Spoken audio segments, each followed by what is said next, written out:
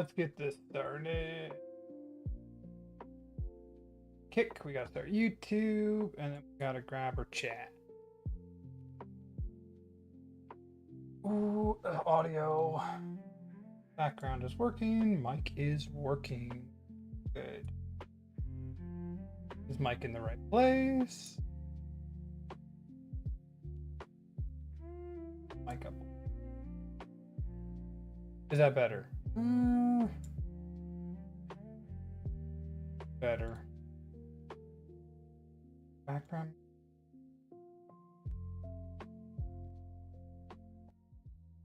Oh, way too far. Alright, we'll grab our chat.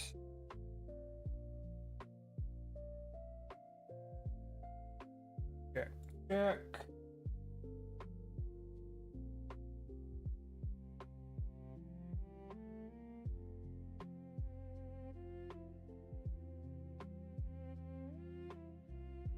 Let me just check up. Oh, unstable. Not good. Not good at all. Why is it unstable? Maybe it just needs a refresh.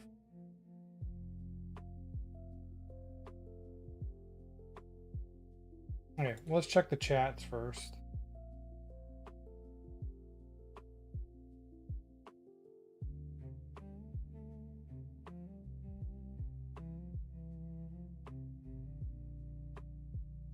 They show up at least? They did. Okay, so chats are working.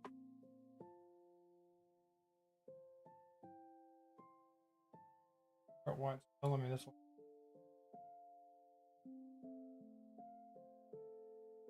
Average stream bit rate too high.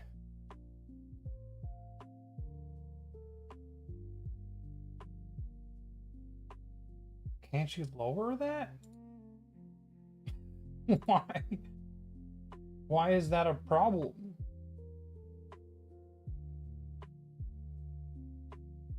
Okay, well, that's not something I'm gonna mess with. Yeah, that's strange. Okay. Chats are up. Everything's working. Okay. So today I'm gonna look through a recap of the news for the week, see if anything stands out. Probably something will, and I'll dive into that. If not, I will I'll go through my list of topics. We'll find something to deep dive into, and try and get more of these off than I end up putting on, which is never how it works. Okay. Let's see. Going for a weekly news recap briefing. Oh, Canada inflation jumps to 2.8%. Iran war drives energy surge. So 2.8 is definitely not good. Do I have an inflation? An inflation chart? There's one thing I not saved. Gotta wait for the beep. Canada inflation chart. Here we go. Have a look. So, inflation usually hovers. That's the 2% line, right? Oh, what? Damn. Chart. Okay, so that line's a 2% line. Usually you want to aim for that line or below the line. You can see we were good. We actually had negative inflation there before the COVID hit, and inflation just spiked because of the free money. And then it's kind of with the then they brought the interest rates up and they brought it back down. And it's been pretty good for the last year. Right there, 2.8. We had another spike.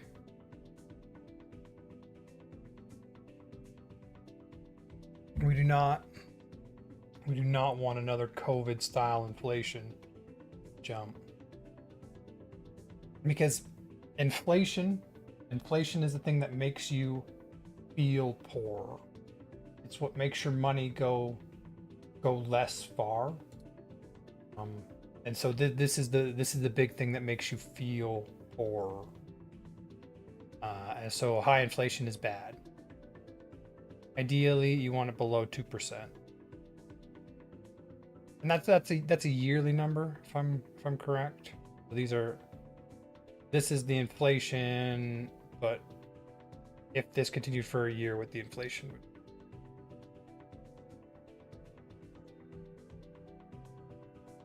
Okay. Canada's annual inflation rate climbed to 2.8% in April. Statistics Canada reported on May 19th, driven largely by soaring prices at the pump, with energy prices overall surging 19.2% year over year due to the disruption of energy supplies from the Middle East caused by the war in Iran. Core inflation measure tracked by the Bank of Canada, trimmed mean and median annual fell to 2.0 and 2.1% respectively, their lowest in 5 years, suggesting the BOC sees the spike as transitory and tied to external shocks rather than embedded demand pressure. Yeah, it's mostly coming from the war and the oil shock that we see. Transitory? I mean, that depends on how long the war lasts. I haven't heard anything about peace talks lately. Maybe we will see this further on, but like it looks like both sides are strapping in for a long one. Means it may not be transitory. With the Bank of Canada holding rates steady at 2.25 and the Iran conflict showing no clear resolution, Canadians face a prolonged squeeze on transportation and home heating costs. This complicates the current government affordability agenda heading into budget 2026. And it's a direct, tangible economic link between a foreign war and your gas station. Yeah, even though Canada, like, we are a net energy exporter, energy is decided through the global market. So even if you're a net exporter, you're still at the whims of global energy prices. Even if, as far as I understand, like there's no chance of the pumps in Canada running dry. Definitely going to be continued price increase, likely until this war comes to a conclusion. Okay, my camera's second.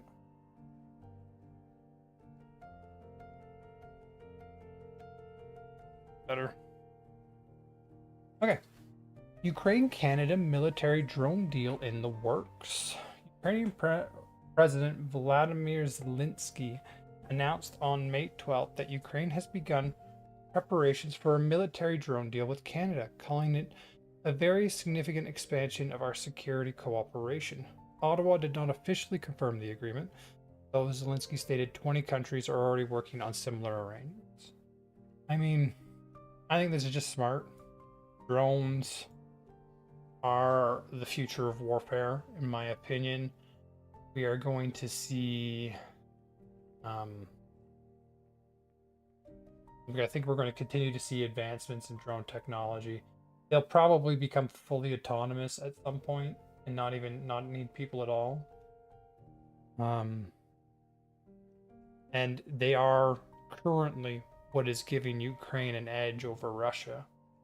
Like last time I heard, only like a couple weeks ago, Russia was facing their largest casualties yet in the war, month after month, and it was largely because of the new advancements in drone tech. Okay. Ukrainian officials have previously said such deals will supply partner nations with advanced drone technology Kyiv has developed since Russia's full-scale invasion, and may involve joint ventures to construct drones in partnered countries. I like the sounds of that. Like, creating a drone manufacturing here in Canada would be good. We keep like I do personally support Ukraine in this conflict. As much as I'd like to see a conclusion to the conflict, I would continue to support our government providing aid to Ukraine, and getting something back, such as drone technology. The aid we supply could be drones that we make, then we can provide a boost to our own economy while at the same time providing aid to Ukraine.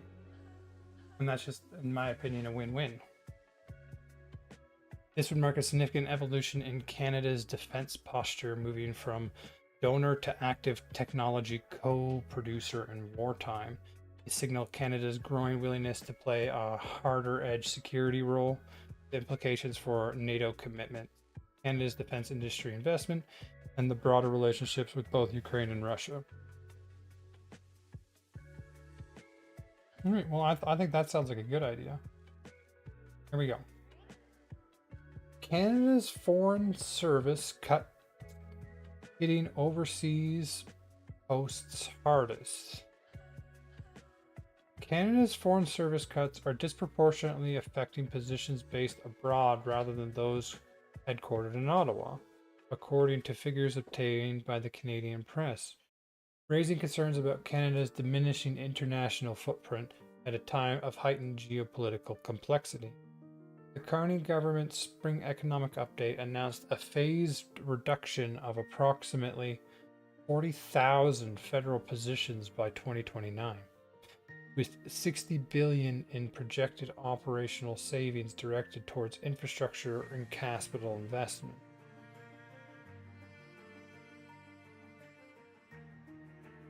Phased reduction. So they're reducing their workforce, and they're putting more money towards infrastructure and capital investment. I mean, I think that's good.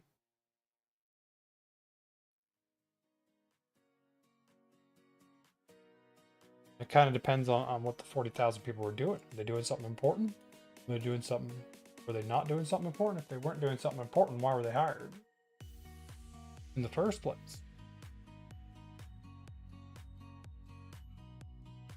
Okay. Cutting embassy and consular staff abroad weakens Canada's diplomatic intelligence capacity, ability to protect citizens overseas, and influence in multilateral form. Precisely when Canada is trying to diversify trade away from the US and assert itself on the world stage, the optics of cutting foreign posts while claiming global ambition are dark. Yeah, I can see that.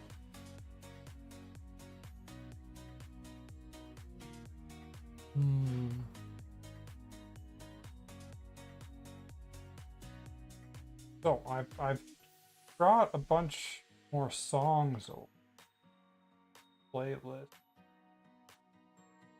So I might have to remove some of them on how they go. Move it from the chill playlist to the not chill playlist. Fine. Okay. Let's go to the United States. Let's see what's happening there. Senate advances war powers resolution. Rare rebuke of Trump on Iran. Okay, what's this? The U.S. Senate advances a war powers resolution on May 20th that could prevent President Trump from using military force against Iran without congressional authorization, passing a procedural vote 50 to 47. Okay, that's the Senate. The handful of Republicans joining Democrats, a rare rebuke of the president. Oh, Al Jazeera. The resolution still faces substantial obstacles. It may pass a final Senate vote, clear the House, and Trump would almost certainly veto it. Of course he would. Why would he accept more limits to his power? That doesn't make any sense. But the vote signals growing headwinds to the Iran conflict, especially as gas prices continue to surge ahead of the summer driving season, the 2026. This is constitutionally significant. It's the most visible congressional pushback on executive war power since the war in Iran began in late February. It also signals that the political caucus around the conflict is shifting as energy costs bite American consumers.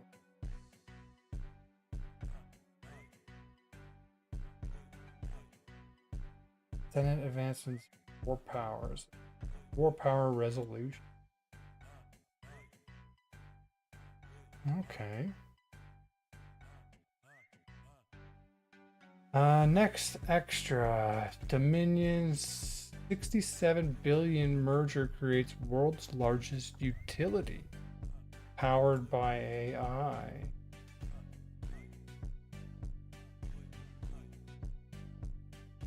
Okay.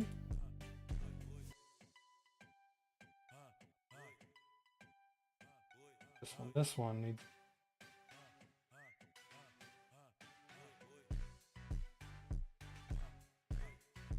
Oh.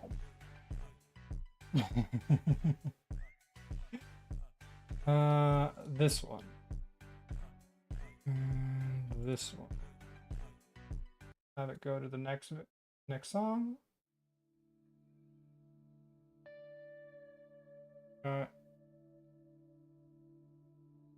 Those were chill for background music. Okay, so Dominion. So this is going to be the world's largest utility, huh? Next Era Energy announced May 18th it will acquire Dominion Energy in an all-stock deal valued at approximately $67 billion. Doesn't the U.S. have like laws that prevent monopolies, prevent companies from getting this big? I guess Trump just doesn't care about those ones, huh?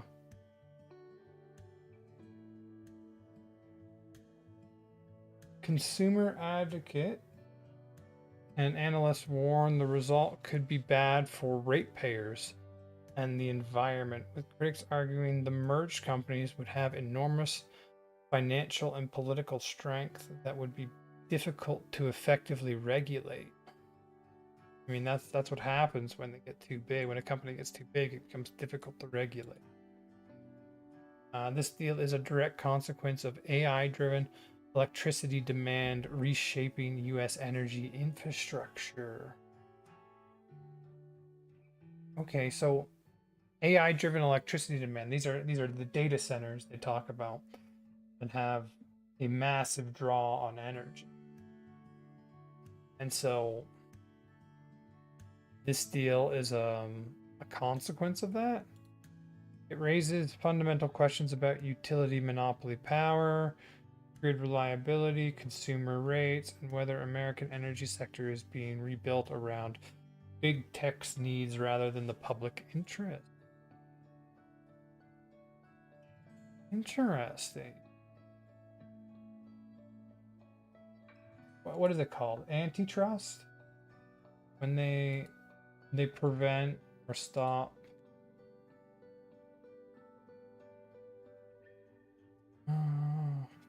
be shorts. I don't care about Xterra wants to create a massive power company. 2 minutes. Watch the details you need to know. Okay. Watch this. The largest utility merger in American history was just announced this morning. NextEra Energy is hoping to buy Dominion Energy in a $67 billion deal, and the reason it's happening tells you everything about where the energy market is headed right now. Now, you may not know who these two companies are, but if you live on the East Coast, there's a decent chance that one of them powers your home or office. NextEra Energy is the largest electric utility company in the United States by market value. Its main business is Florida Power and Light, which serves roughly half of Florida. Beyond that, NextEra is one of the largest producers of wind and solar power in the country. Dominion Energy is a mid-Atlantic that one is a renewable company. So you have a more traditional energy company purchasing a renewable energy. Southeast utility, serving customers in Virginia, North Carolina, and South Carolina. And Dominion is suddenly one of the most strategically valuable utility companies in America because it powers Northern Virginia's Loudoun County, which is home to the largest concentration of data centers on the planet. If you have ever used the internet, there is a reasonable chance that your data passed through infrastructure that Dominion powers.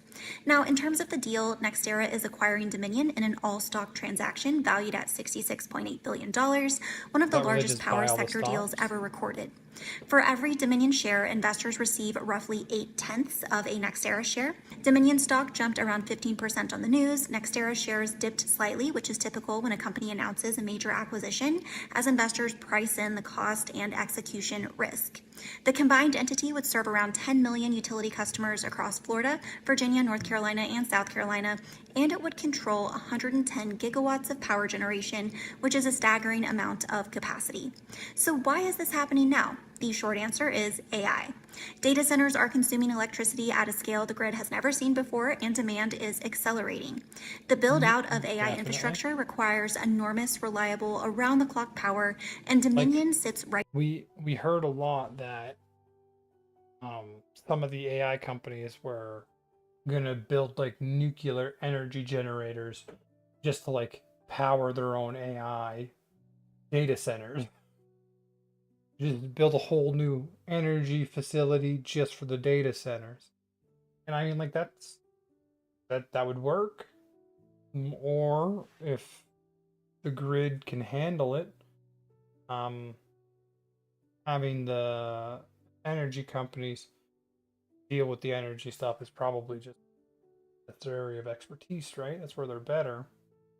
But I mean, what you don't want to see is this making the rates for everyday people go up.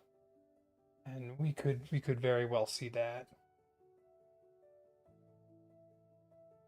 Right in the middle of the most data center dense region in the world. So NextEra is essentially acquiring a utility that already powers one of the AI economy's major physical bases. The idea is that by combining, the new larger entity will have the size and scale needed to meet the increasing demand while also keeping customer bills affordable. Only time will tell if that is true, but as part of the deal, the company said that they would offer Dominion customers in Virginia, North Carolina, and South Carolina a total of $2.25 billion in credits over 2 years. This deal is not done yet. It will need approval from multiple state utility commissions. Okay. So it's not it hasn't gone through yet. I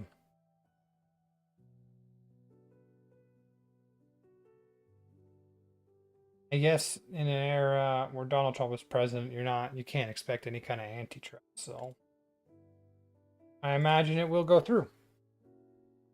U.S. indicts Cuba's Raul Castro. Nimzi carrier enters Caribbean. They've got a carrier by Cuba now.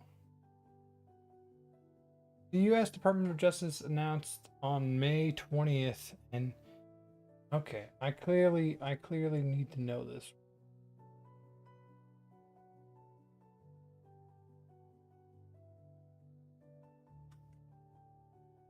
Indictment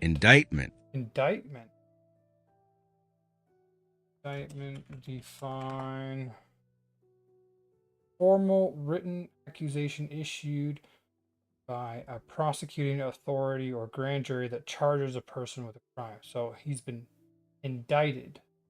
Okay. He's been charged with a crime. The U.S. Department of Justice announced on May 20th an indictment of former Cuban president Raul Castro and 5 co-defendants in connection with the 1996 murder of 4 brothers to the rescue member. Brothers to the Rescue. So that's a group. Brothers to the Rescue member, including 3 U.S. citizens. The first time senior leadership of the Cuban regime has been charged in the United States for alleged acts of violence resulting in the death of American citizens. Simultaneously, the USS Nimsy carrier?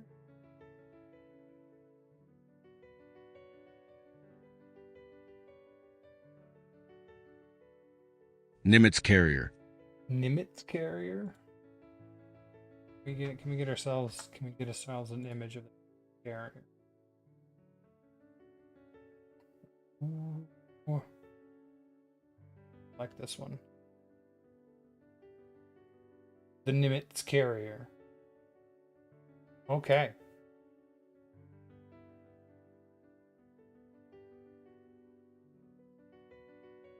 The USS Nimitz carrier strike group entered the Southern Caribbean on May 20th, so yesterday, as a show of force against Cuba. With Secretary of State Rubio offering $100 million in food and medicine to the Cuban people through the Catholic Church, while blaming the country's leadership for its economic collapse.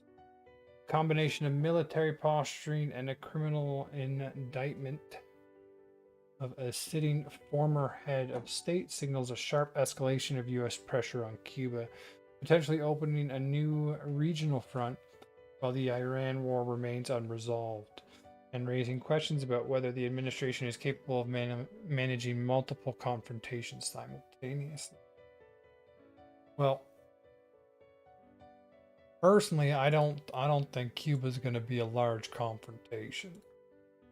Like you compare it to Iran and its size and scope, and it's not comparable.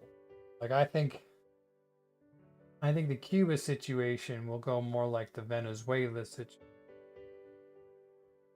rather than the Iran situation. A continued open war, essentially.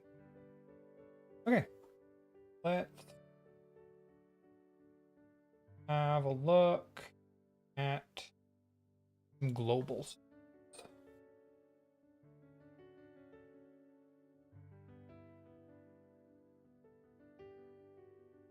The WHO declares Ebola emergency. Outbreak spreads across the Democratic Republic of the Congo and Uganda. On May 17th, the WHO declared the Ebola virus disease outbreak caused by the something strain? Bundibugyo. Bundibugyo strain. Okay. Disease outbreak caused by the Bundibugyo strain in the Democratic Republic of the Congo and Uganda, a public health emergency of international concern with over 500 suspected cases and approximately 130 to 139 deaths reported as of May 19th, 20th. Yeah, I heard about there was a plane that was going to the US, but one of the people on the plane was coming from the DRC or Uganda or something, and so the plane itself got diverted and it ended up landing in Ottawa because you couldn't take a direct flight from the Congo to the US or something. Ebola. Okay. Now, I am not familiar with my diseases, so what is Ebola? Is it contagious from person to person? How contagious is it? And I heard about a flight from the Congo to the US that was diverted to Canada. Can you give me more details?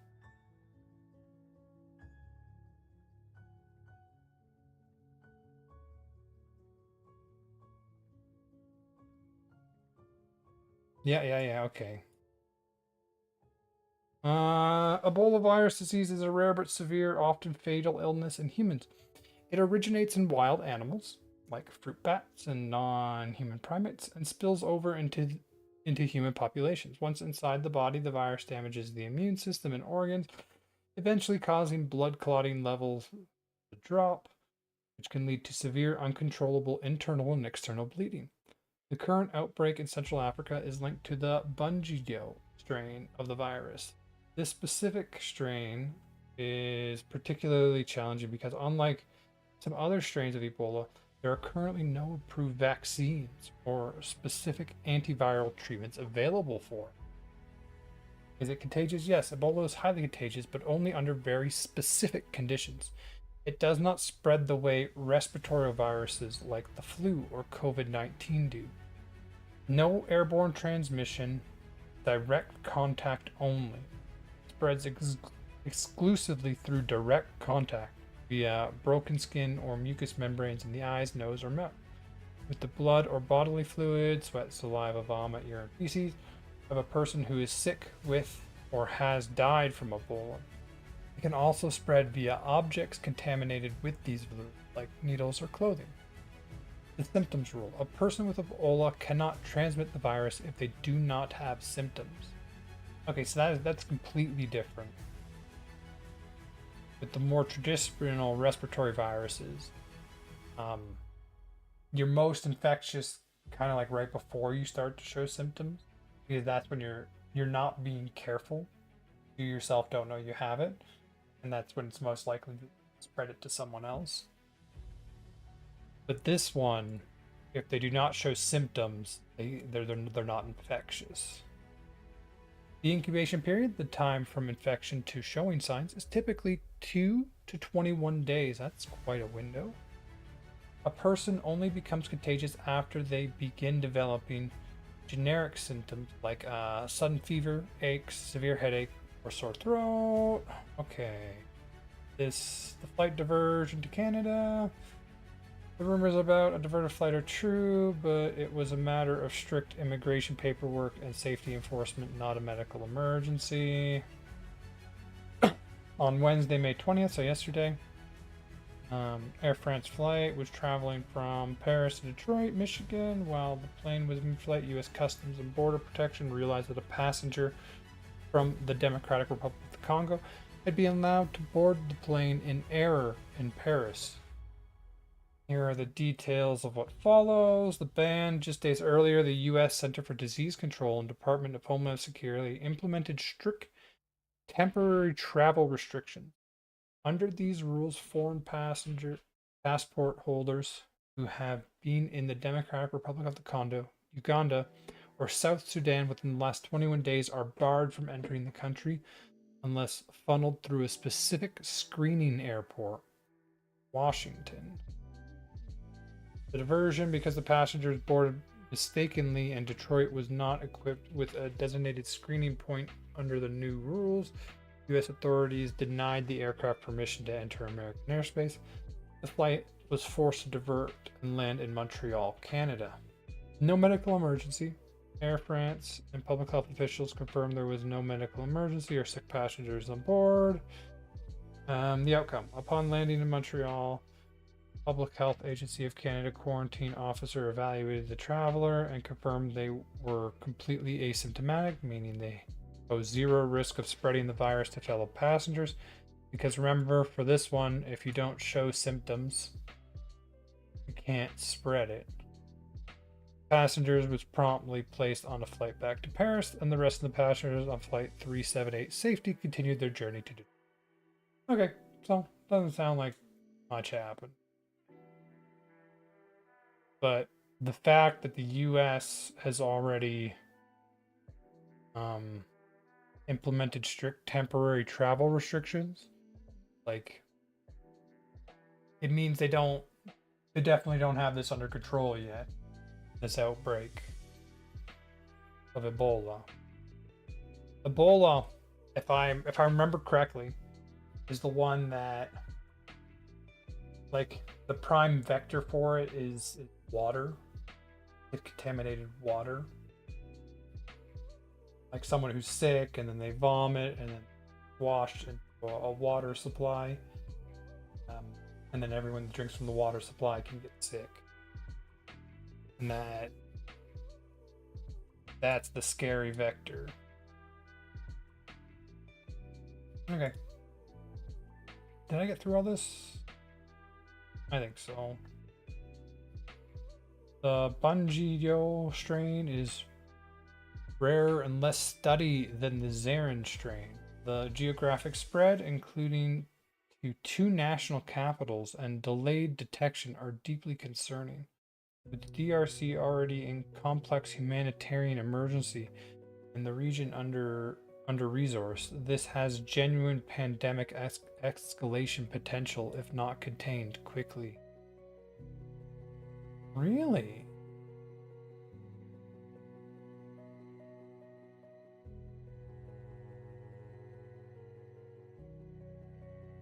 How bad can Ebola get? What's the worst outbreak we've seen?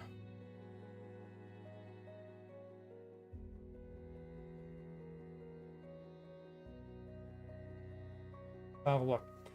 Ebola is widely considered one of the most deadliest human infections on the planet. When it gets bad, it progresses rapidly from flu-like discomfort to total systematic failure. How bad can it get? The virus targets the lining of the blood vessels and critical organs. As it replicates, it triggers an overwhelming inflammatory response. Health officials often categorize Ebola symptoms in 2 phases. The dry phase. This occurs during the first few days, marked by a sudden, intense fever, severe headache, muscle weakness, and a debilitating sore throat. The wet phase. As the virus progresses, patients suffer from severe vomiting and explosive diarrhea, leading to extreme, life-threatening dehydration. In its most severe forms, life-threatening dehydration. Like, you just can't keep water in the body because you're vomiting and pooping continuously. Like that is horrible. In its most severe forms, the virus destroys the body's ability to clot blood. This leads to internal bleeding and visible hemorrhaging, such as bleeding from the gums, nose, eyes, or injection sites. Ultimately, death usually happens within 6 to 60 days of the first symptoms, typically driven by severe dehydration, low blood pressure, and multi-organ failure. Historically, depending on the strain of the virus and the quality of hospital care available, the death rates have hovered around 50%, but it has spiked as high as 90% in remote, resource-poor areas. Whoa. Spiked as high as 97%. Okay, this song's got too much beat.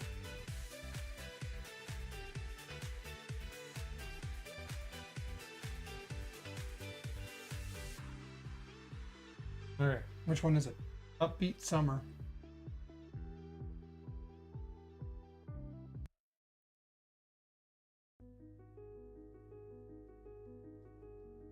Not ill.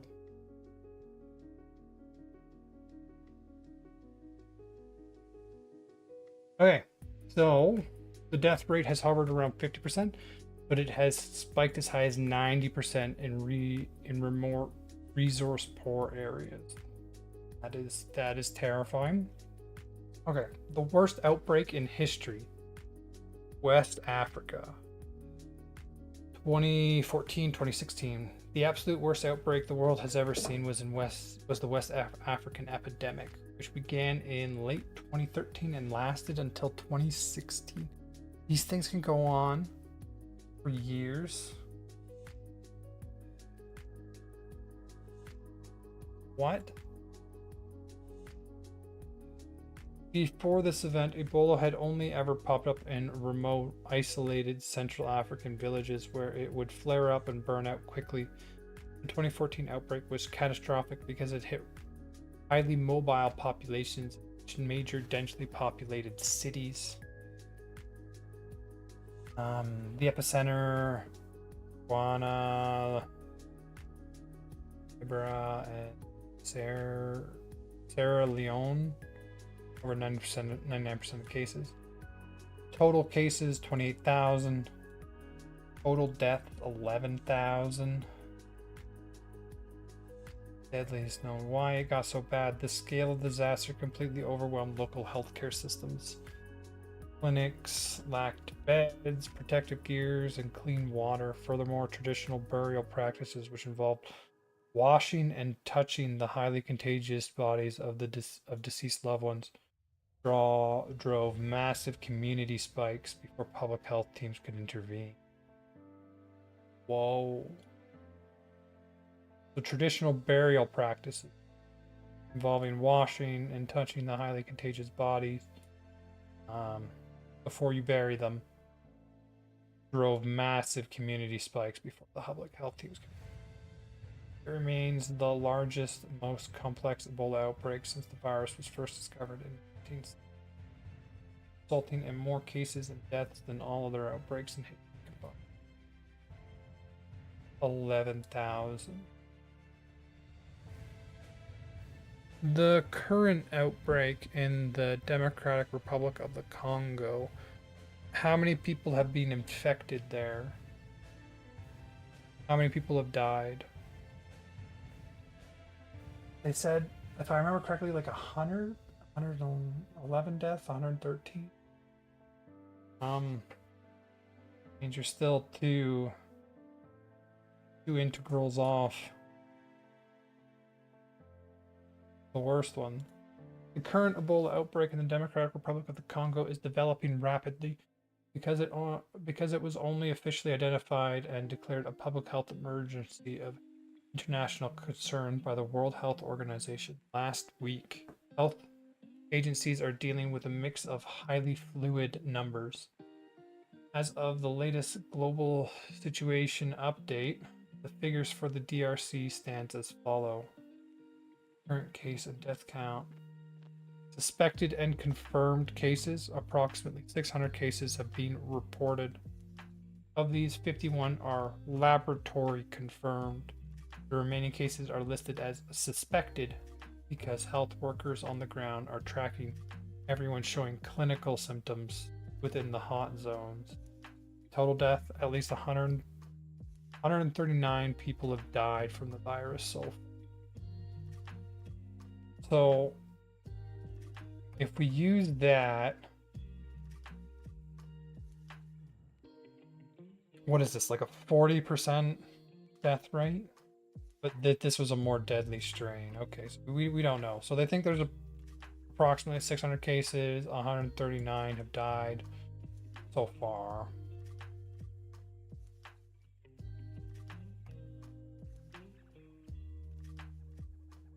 Why controlling this outbreak is proving difficult. Public health agencies, including the African CDC and the WHO, are extremely concerned about this specific flare-up for 3 distinct reasons. The wrong strain bottleneck. The primary reason the numbers jump so quickly is that early diagnostic tests were looking for the more common Zeri strain of the Ebola, the one that flared up in West Africa, because this outbreak is being caused by the rarer Bungio strain. Those initial tests came back as false negatives. Local teams lost a week of response time before realizing that they were dealing with, allowing the virus to quietly spread. No vaccine runaway. For the common Zeri strain, medical teams can deploy highly effective vaccines to create a buffer zone around an outbreak.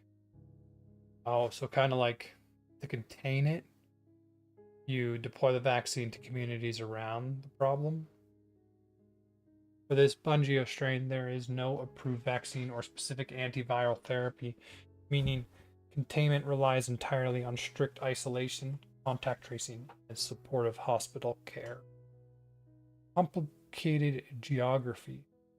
The epicenter is in the Ichuar province in northeastern DRC. Ituri is a highly volatile region dealing with an active armed conflict. Well, I mean, that's gonna make it difficult to contain. I'd say that's gonna make it very difficult to contain. An active armed conflict and mass population displacement, which means, from my understanding, the primary vector is contaminated water. Like, you can get it directly from touching someone, but if you know there's an outbreak, reduce contact, but you still have to drink water. Contaminated water is dangerous. Furthermore, and especially if you have like a migrating population, um, and you're not able to like boil the water consistently, then that's when you can run into the large vectors. But furthermore, the outbreak has taken root around major gold mining towns, which see a massive daily influx and outflow of mobile workers. That is dangerous. It's the equivalent of putting people on airplanes. The virus has already traveled along major transit corridors. A few cases have spilled over the border into neighboring Uganda. Okay, so only a few cases are in Uganda. And health teams are actively tracking a confirmed case in Joma, a massive transit hub on the Rwandan border, in an urgent effort to keep the virus from expanding into a wider regional crisis.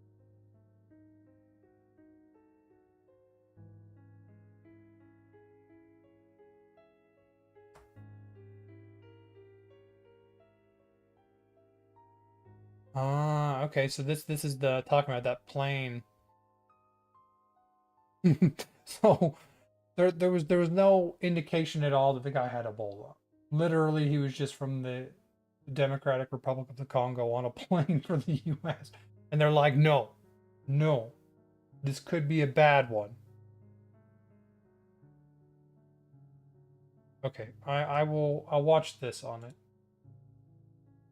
The BBC News. The World Health Organization says that the Ebola outbreak in Central Africa is spreading faster and more widely than previously thought. 100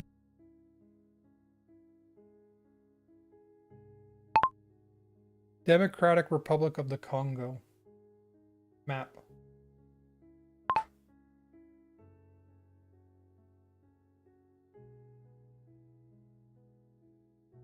Massive country. That's right. We've heard Rwanda and Uganda as the other two nations that they've cited. So we're looking at this area, right?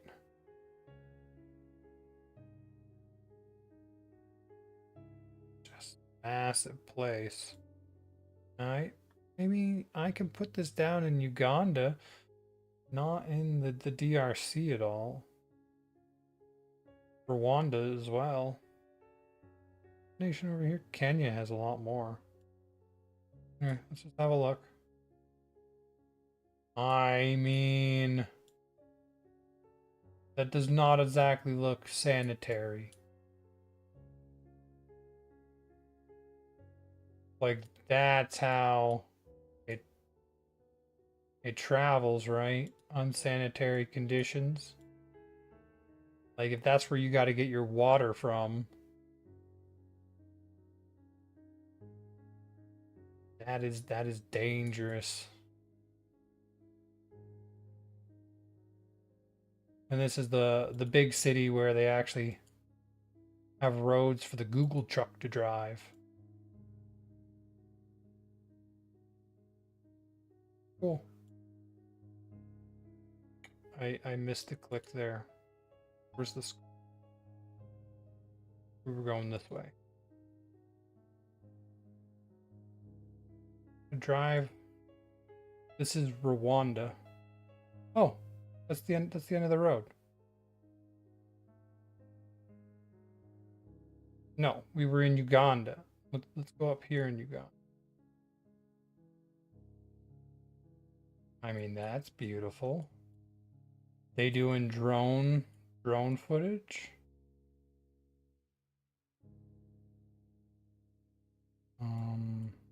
There was nowhere in the DRC, right? Yeah.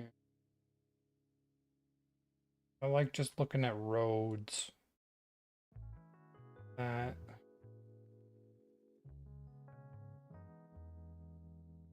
There's the Google truck. Outback Uganda.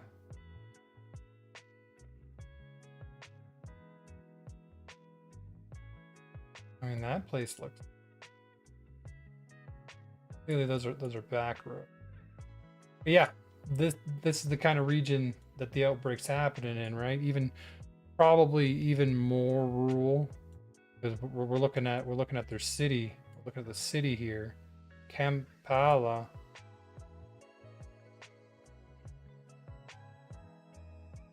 A built up area.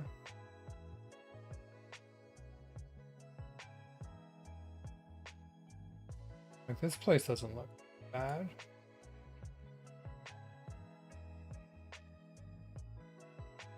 Climbing a hill, nice building at the top of it. Generation End Cinema.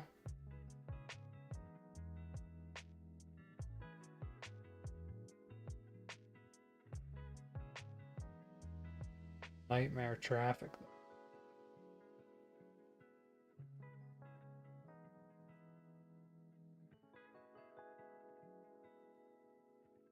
Gas stations look the same everywhere, huh?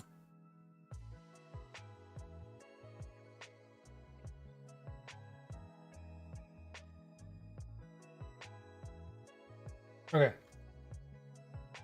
Let's continue. Where was I? We just started a video. 131 people have died and more than 500 are infected. Here we go, because remember that's Uganda. It's crossed over there. Roma, that's a ways away. That's the gold spreading thing, right? Traveling around from Gold Town. Mostly in the Democratic Republic of Congo.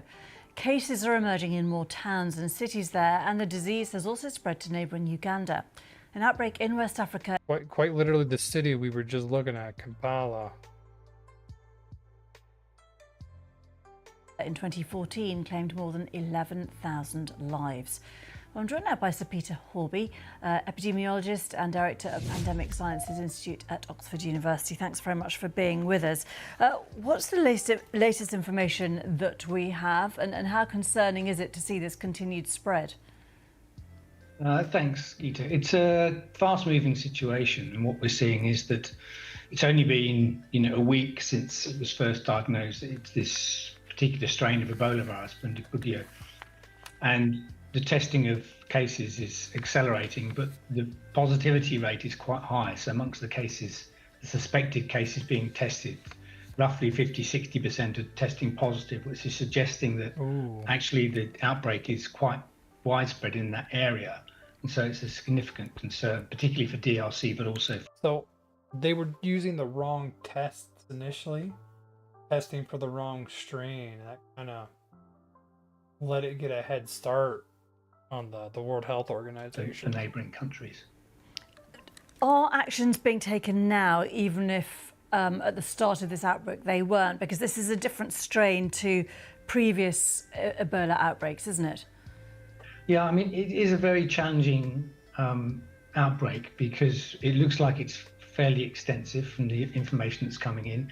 It's in a difficult place. We've seen cases in big urban settings. There's quite large populations in those areas. There's insecurity with rebel groups and fighting.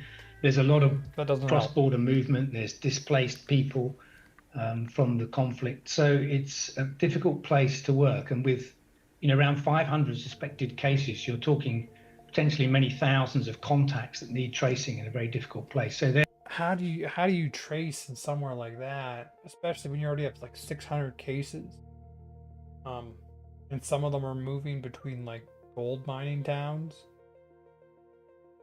That like contact tracing is going to be really difficult. There's a huge amount of activity going on now in terms of trying to control transmission and make sure that it doesn't spread any further. And how much can the international community help in this? As you said, very, very difficult circumstances. Well, the first priority is, identifying as many cases as possible, getting them appropriate care and isolating them, then tracing their contacts to put them in quarantine or put them under monitoring so that we can stop the transmission.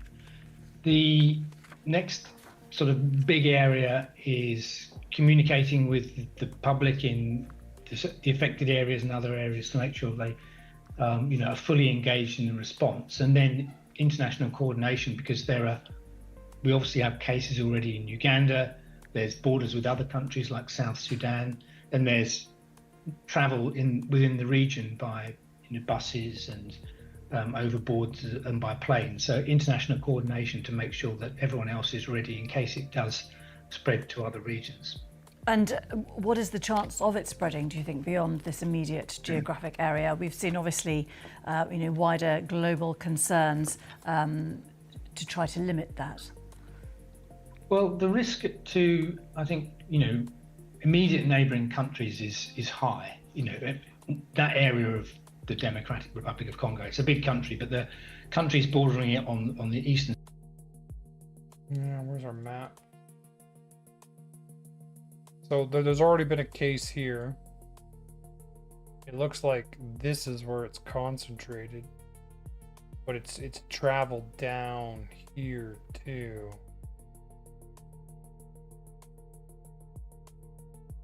That's a massive city. Okay, so these are cities too that are getting.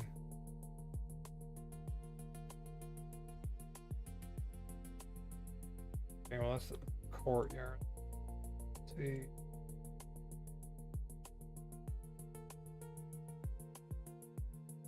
Yeah. Not gonna be able to see much of it.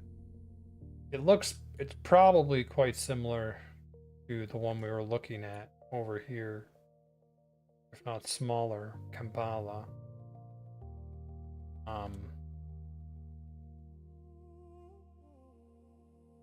Yeah, pretty large. Hey, they've got actual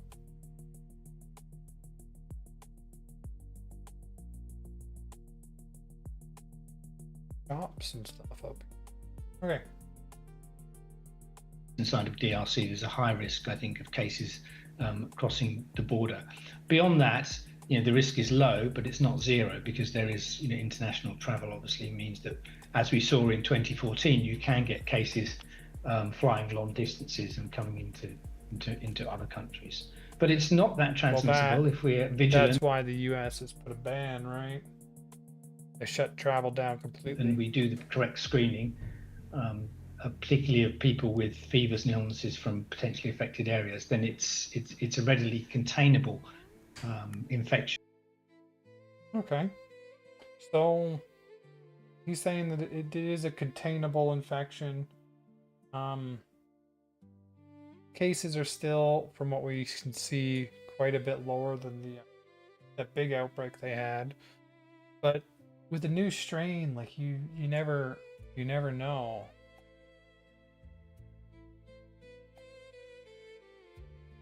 Has it become more transmissible or not?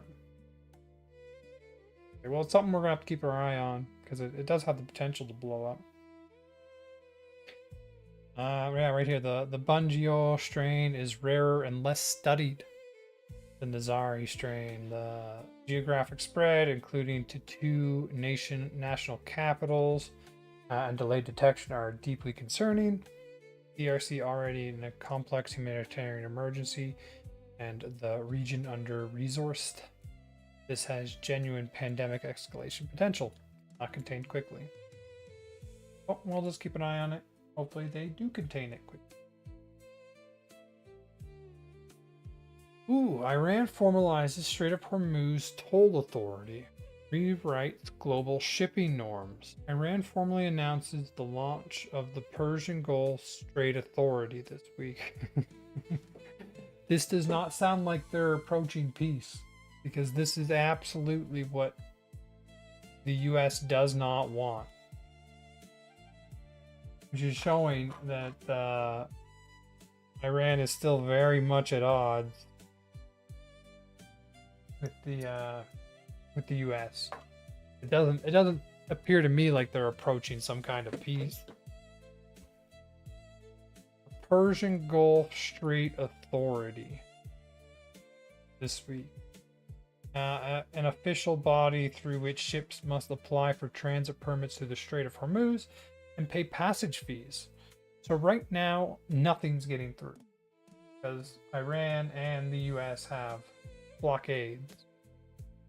But it looks like they're trying to normalize charging ships for passing through Strait of Hormuz. Reports indicate some vessels have already paid up to 2 million per transit, with payment made in Chinese yuan. So one of the main factors of the US currency, its demand as a global reserve currency, is the petrodollar. The fact that oil is traded in dollars, and now they're taking Chinese yuan for transit. They're connecting the Chinese yuan to the petrol system. Like this is something the US absolutely does not want to see.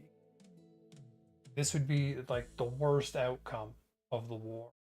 If the US leaves and then Iran sets up the Persian Gulf Strait Authority and gets attack ship going through, like that would be a negative outcome from before the war. So the US, Gulf states, and European countries have all rejected the legality of Iran's fee regime. Absolutely. The strait carried roughly 1/5 of the world's seaborne oil and liquefied natural gas before Iran effectively closed it when the war began on February 28th. Iran is now controlling access selectively. Experts note that paying the toll is economically preferable to a sitting tanker, which bleeds money. I mean, for many countries for many companies, I understand why they would pay the toll. Because a sitting tanker it bleeds money, exactly. But you do not want to normalize. This would change how shipping. This would move back globalization. It would make shipping significantly more expensive over the ocean, because there's a lot of straits and a lot of checkpoints in the world that as soon as one country can charge a toll, all of a sudden every country's charging a toll for passing through, or passing close to their waters. And that's going to increase shipping costs. That'll slow down globalization, and that'll make you pay more for stuff in grocery stores, Walmart, and Amazon, and everywhere.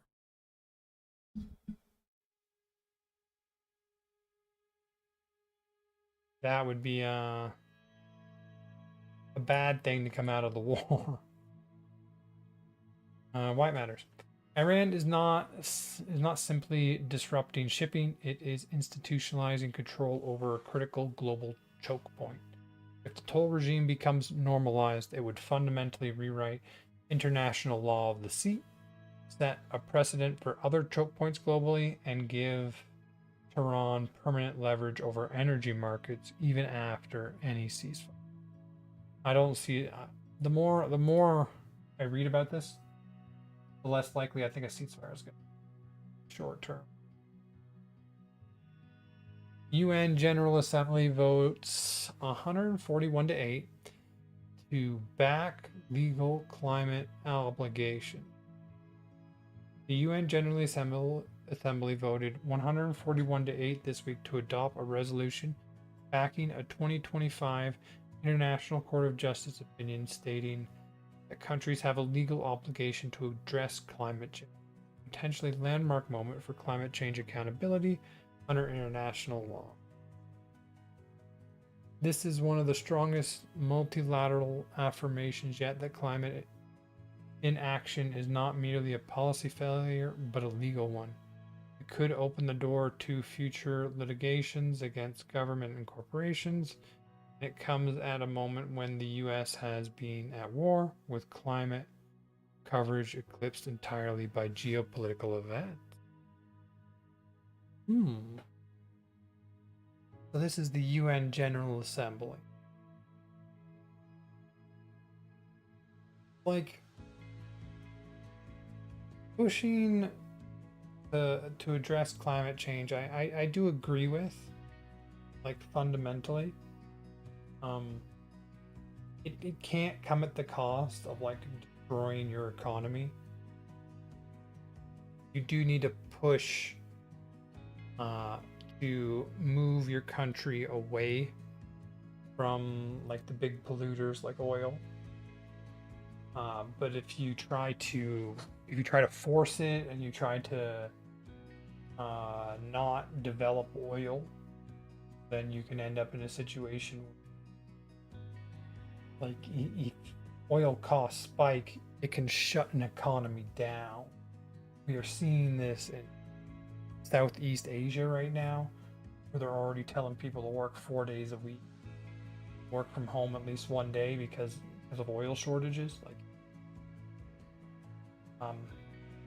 not having your energy figured out can absolutely decimate your economy. And I think we might start to see that in Southeast Asia pretty soon, if this war doesn't come to a close. It doesn't look like it's going to. It looks like they're both setting up for a long conflict.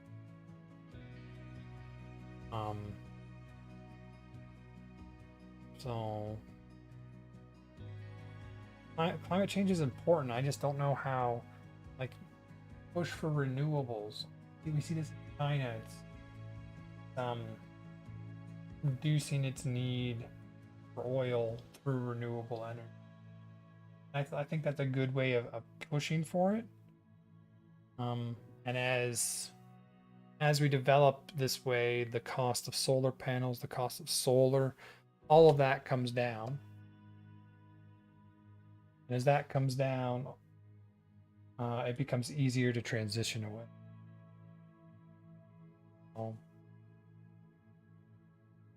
I mean, I think it's a good thing they're still pushing for it. Just make sure you have your energy needs figured out while pushing for it. Like, one of the negative things in Canada is they were pushing these climate initiatives so hard. They underdeveloped the oil, and now we're more at risk of oil shocks here in Canada, despite, being the third largest reserves of oil in the world, and they underdeveloped oil. And now we face shocks because of that more acutely. But they're building pipelines now that there's a global energy crisis. And it would have been nice to have those pipelines in place.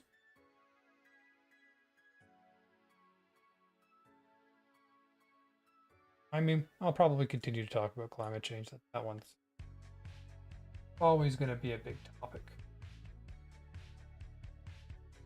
Kuzma review, 41 days away. A formal review of the Canadian-United States-Mexico agreement accumulated on July 1st.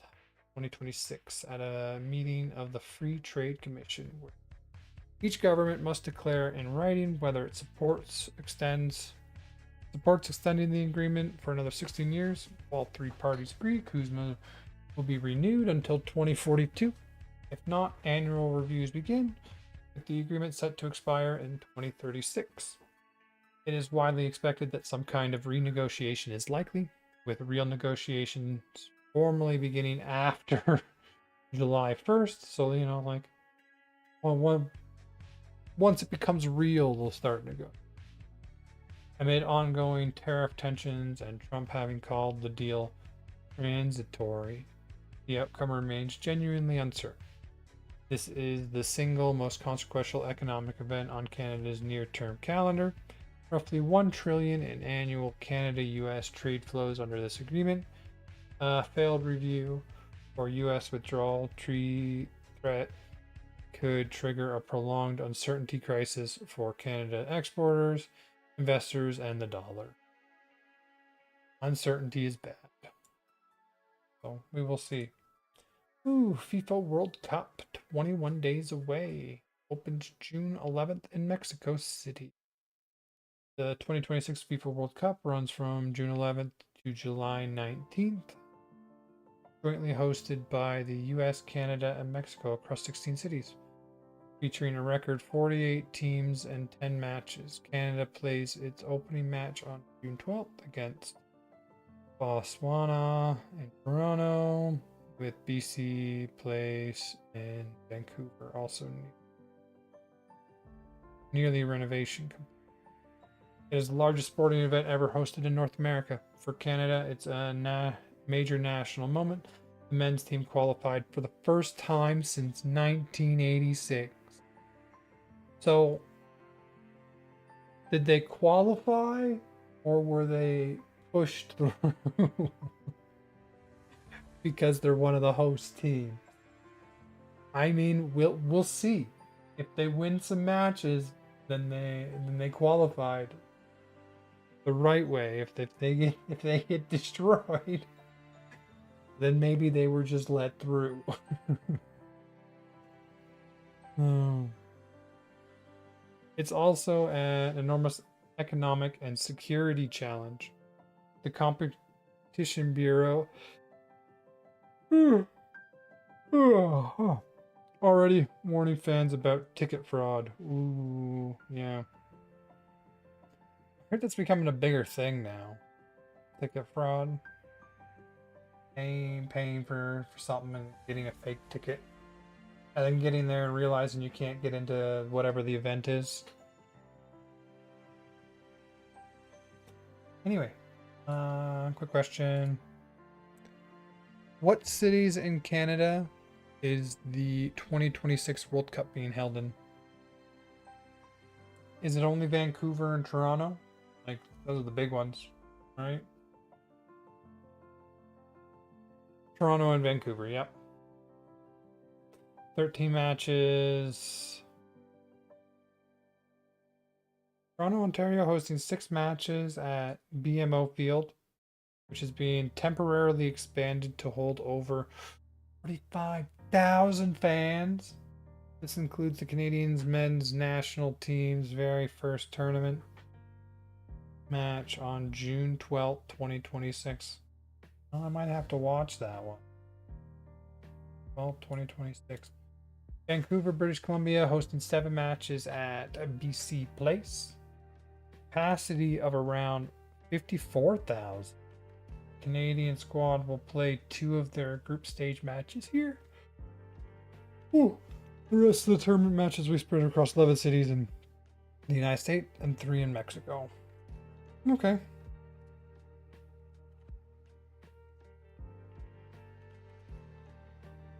How much is the 2026 World Cup costing Canada? Let's just see how much they're spending. Because from my understanding, every World Cup, like the country that hosts it, not a good financial thing. It's actually like a really negative financial thing to do. Kind of like hosting the Olympics. You're not really expected to make money. Kind of like sort of like a prestige thing, I think. Honestly, I don't know why countries do it, but well, that's how it goes. Okay. According to brand new reports released yesterday by Canada's Parliamentary Budget Office, the total government cost to host the 2026 World Cup in Canada has surpassed the $1 billion mark. Taxpayers across all levels of government are on the hook for an estimated 1.066 billion Canadian to host the 13 scheduled matches. With only 13 games played on Canadian soil, that breaks down to a massive 82 million Canada per game. Oh my gosh. Where's the money going? Price tag is divided among federal government, the provinces, and the 2 host cities. The breakdown reveals a price gap between the two locations. So Vancouver is costing more than Toronto. Quite a bit more. Federal share. The federal government is covering 153 million Canada of the total budget. So like that's more than what our last aid package to Ukraine was. To host some soccer games. Primarily focusing on massive security framework, border operations, and general infrastructure. These are the things you don't think about. Security framework. What if someone wants to try and, like, these big sporting events could be the target of a terrorist attack or a bombing. You need an entirely new security framework for this new threat. Border operation. General infrastructure. Well, of course you need infrastructure for the influx of people. Provincial and city share. I'm so tired. The remaining almost 600 million is being covered by the provincial government, Ontario and BC. I'm kind of happy I don't see Alberta in there, because that's a lot of money. And the cities themselves. The remaining 108 million from the total budget is being utilized for national preparation works, broader public safety measures, and specialized RCMP operation. What is driving the costs? Security overhaul, FIFA compliant. The host cities have to pour millions into specialized audio-visual infrastructure, communication systems, and stadium upgrades, like expanding Toronto's BMO field to meet FIFA's strict contractual requirements. I mean, at least they don't have to build entirely new fields, right? Like, there was the one in Brazil where they were constructing new stadiums from nothing, and they did it for multiple stadiums, and then they had nothing that can use the stadiums. So it was just like completely wasted money. Well, a 1.1 billion bill is a tough pill for taxpayers to swallow. Economic analysis and FIFA state that I mean, don't trust FIFA. Okay? Like, they are the most cartoonishly corrupt organization in the world. Don't listen to them. But we can listen to economic analysis. That the event is still projected to inject roughly 2 billion Canadian back into the Canada's gross domestic product. This return is expected to flow through intense tourism, hotel stays, heavy spending at local restaurants, and small businesses while the tournament runs from June 11th to July 19th. So, from tourism, essentially, we're expecting 2 billion to flow back into the Canadian gross domestic product, and they're spending 1.1 billion to do it. I mean, I don't know. Every time I hear about the economic impact of FIFA in a video after the thing, it goes terribly. Like, terribly. Like, FIFA is an economic storm that decimates whoever holds the tournament. But I mean, they're not building whole new stadiums. They just got to update the ones they already got. So hopefully that helps. Okay, where were we? G7 Summit, France, June 15th to 17th. 25 days away. Ooh. President Trump confirmed this week he will attend the G7 summit in France from 15th to 17th amid tensions with key U.S. allies over the war with Iran. The G7 gathering will be the first major multilateral summit since the Iran war ceasefire and the formalization of the Hormuz toll regime. It will test whether allies solidarily hold on energy security, Iran diplomacy, and Ukraine support, or fractures under U.S. unilateralism.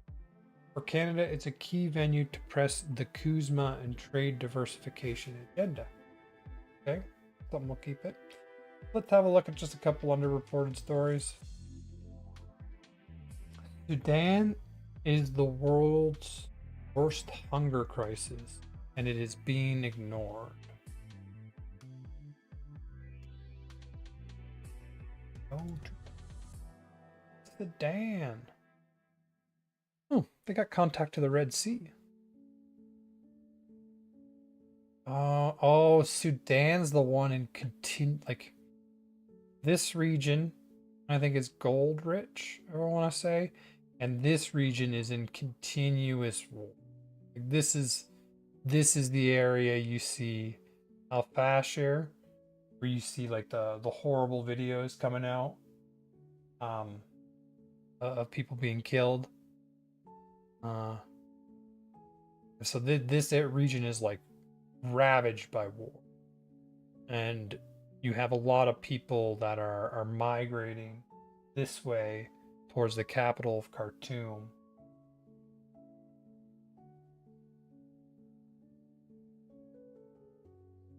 Can we drop something? Yeah, I don't like that. Yeah, that's one of the countries, like a lot of immigrants come from Nigeria. Like it's one of the more developed nations in the region from my understanding, right? Let's just have a we get Nigeria. I mean, that's nice. I wanted to zoom in a little bit. Just take a quick peek at it.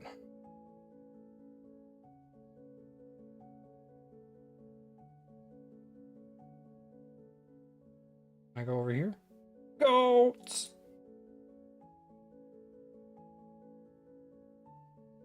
I mean, it certainly looks better than the last city we were looking at.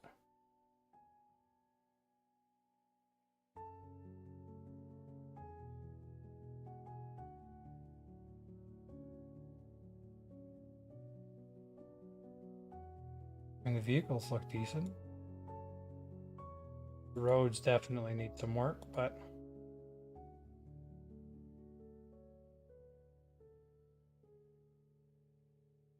I mean, power lines, satellite dishes. I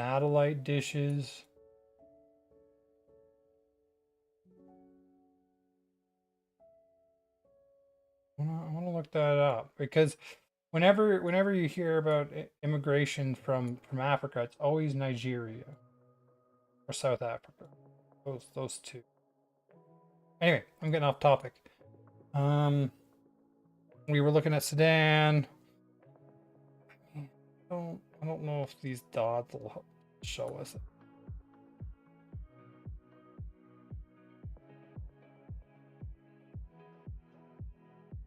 I'm not gonna give it if you can't move around. Anyway, war-torn region.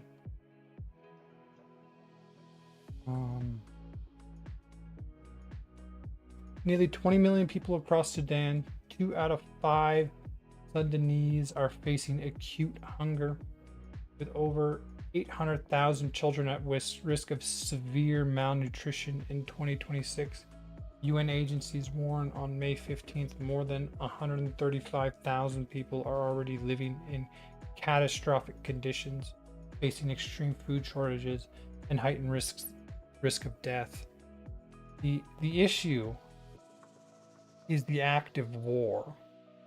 It makes it really hard to get aid into the region when there's an active war, and especially like how deep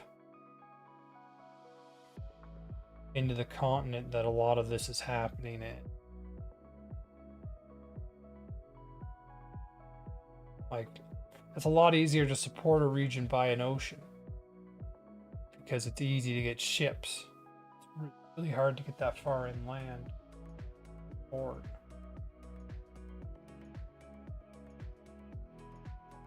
got the wrong one.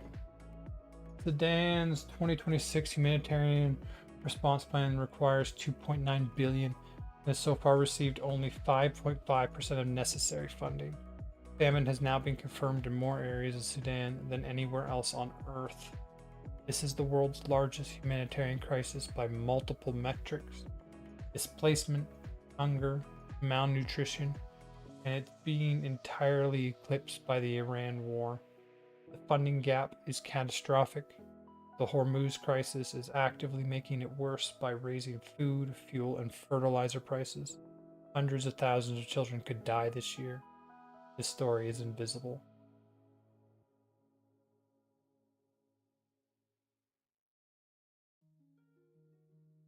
And hunger. If we can find some. Sudan's hunger crisis.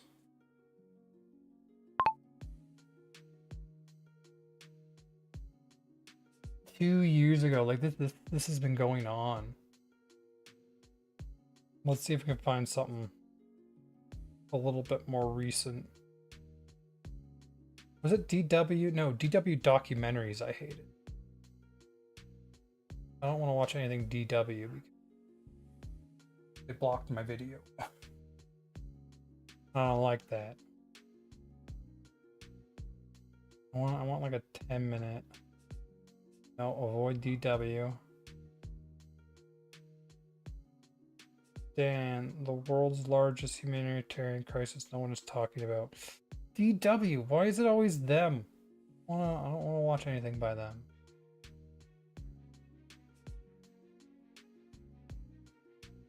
Al Jazeera.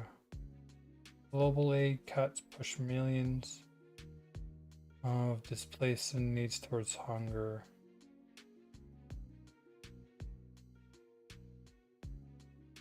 South Sudan, yeah, that's what I was saying, that bottom part.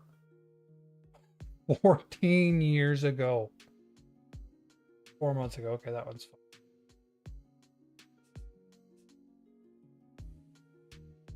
They're right, like nobody's talking about it at all.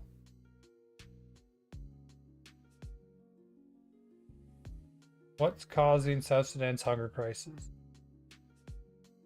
Now this. Okay. Let's watch this. How old is this? Oh gosh, that's not, These people. not even recent. Watch this one. Global aid cut push millions of displaced sudden needs towards hunger. Fled El Fashir in Darfur, escaping airstrikes and armed fighters. Like the hunger crisis in Sudan, it looks like it's been going on for 14 years. You're finding videos from that old ago. I mean, like, I'm guessing that's why it goes so untalked about, right? As soon as, like, it's become a consistent thing. Like, the Iran war was really big to talk about in the beginning, and now, you know, it's just kind of become a staple.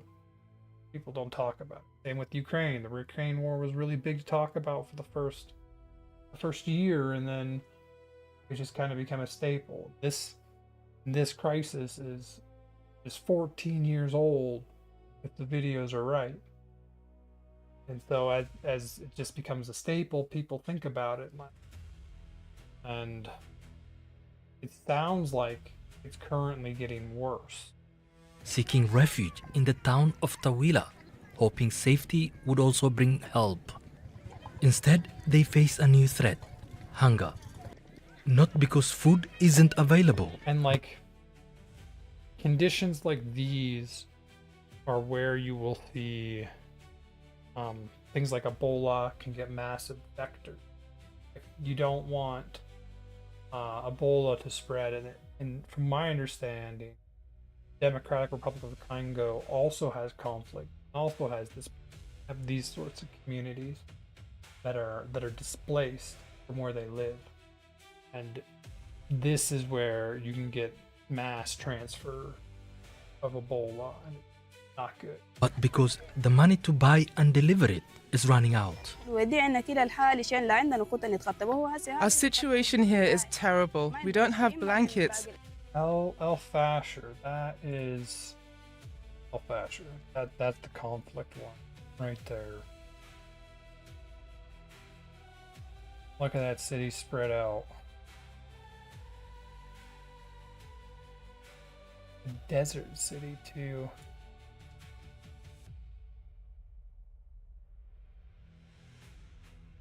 Mosque.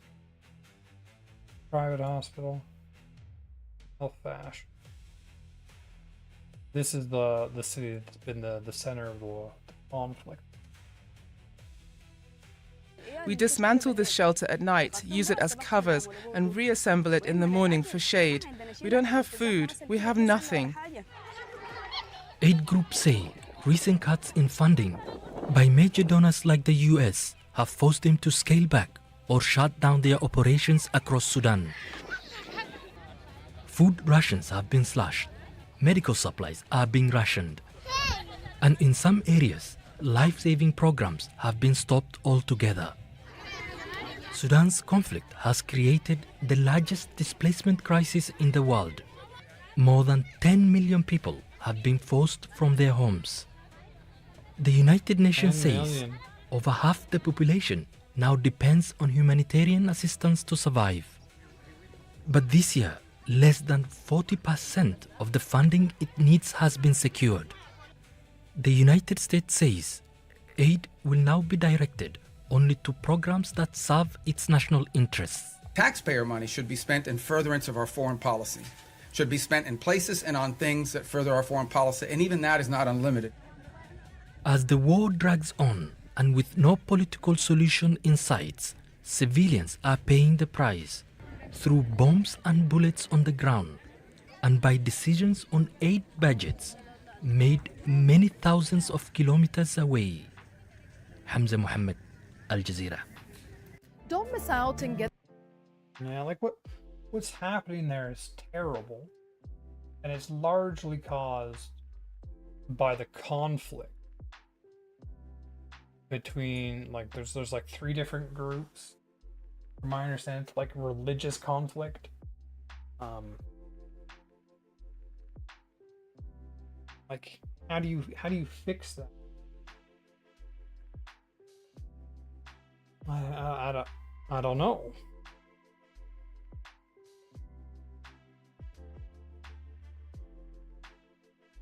Let's try. Where are we?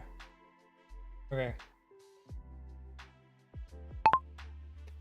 What's causing the hunger issue in Sudan? What's the state of the conflict in the country?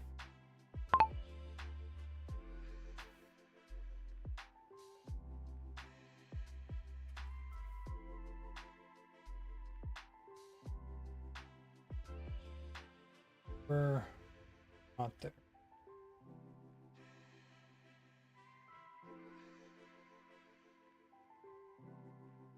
Ebola. Okay. Upcoming events. Talked about all those. Underreported. Sudan hunger crisis. We'll read a little bit more about that. Let's go through the other 2 real quick. Canada's Foreign Service restructuring quietly hollows out diplomatic capacity. Oh, we heard about this.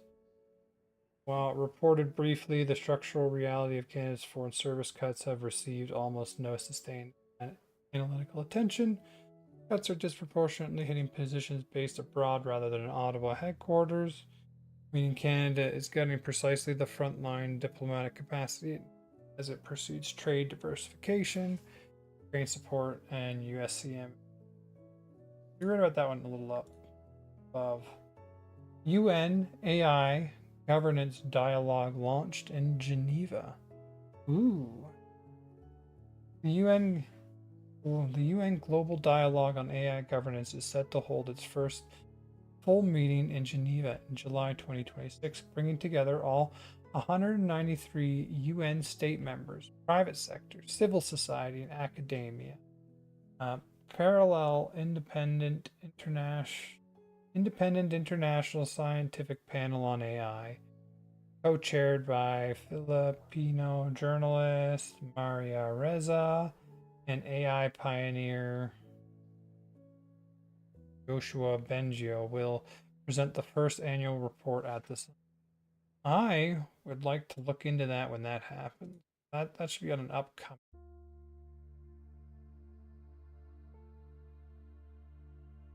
Because I personally feel like there should be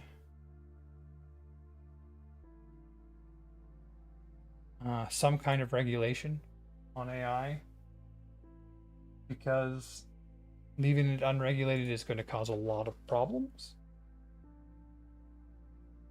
Like even here in Canada, we're looking at putting limits on allowing children to access AI chatbots. Just like there's places looking at the Australia started it with the social media ban. There are places in Canada that are looking at the social media ban, and they also want to add in limiting children's access to AI chatbot. This is the first truly global intergovernmental forum on AI governance, a landmark in how humanity governs transformative technology. It's happening in 6 weeks. The geopolitical fault lines are stark. EU wants rights-based regulation. US prefers voluntary standards. China promotes inclusive cooperation while defending state control. Canada has a real stake in shaping these norms, and almost no one is covering it. Well, I will definitely talk about it when it comes up. Okay, so I'm going to go a little deeper on the hunger issue in Sudan and see why it's an issue now. This is one of the most devastating and underreported crises in the world right now. Here's a thorough breakdown. Sudan, the conflict and the hunger crisis explain how the war started. The conflict traces back to Sudan's failed democratic transition. After decades of dictatorship under Omar al-Bashir, a popular uprising ousted him in 2019. What followed was meant to be a transition to civilian rule, but the military never really let go. The Sudan Civil War began on April 15, 2023, when fighting erupted between the Sudanese Armed Forces and the Military Rapid Support Forces in Khartoum. So the Sudanese Armed Forces sounds like the rebellion group, right? And the Rapid Support Forces, because Khartoum's the capital, guessing that's the military government. The conflict stems from a power struggle between two military leaders, so they're both military, who had jointly orchestrated the October 2021 coup that derailed Sudan's democratic transition. General Adel commands the Sudanese armed forces, while General Mohammed, known as Hemeti, leads the Rapid Support Forces. Tensions have been building for months over the proposed integration of the Rapid Support Forces into the regular military. Disagreement over the timeline and command structure of that integration ultimately triggered open warfare. Okay, so the Rapid Support Forces are not the regular military. And the Sudanese Armed Forces, Sudanese Armed Forces, that sounds more like a standing army. Rapid Support Forces are the break-off group, and they're the ones, and then they're in conflict with the general army. In other words, two generals who were allies in a coup ended up at war with each other over who would ultimately control the country. The Sudanese people, who had been demanding democracy, became the victims of both sides.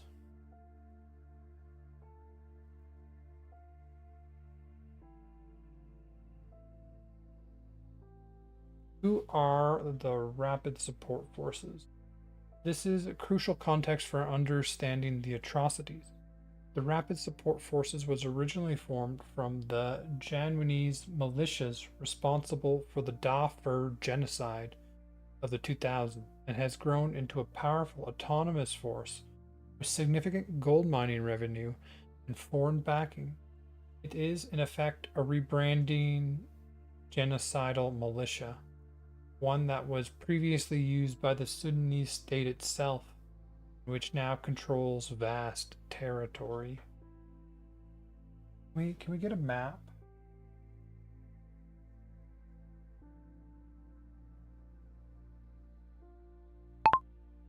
Sudan map.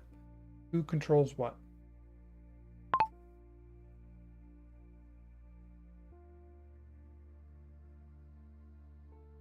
That.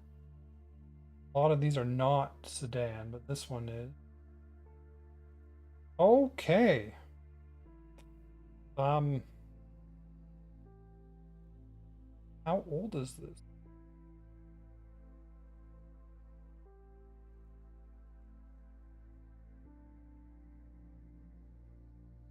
We get more information. Okay, this looks 2025. Have a look. So the orange, the dark orange, is the Rapid Support Forces and Allies. And you can see El Fasher, literally 3 colors. 3 different groups control that city. Khartoum is split. Government and the... What's the other one? Sudanese Armed Forces. So the black in this darker area is the Sudanese Armed Forces. This orange color is mixed.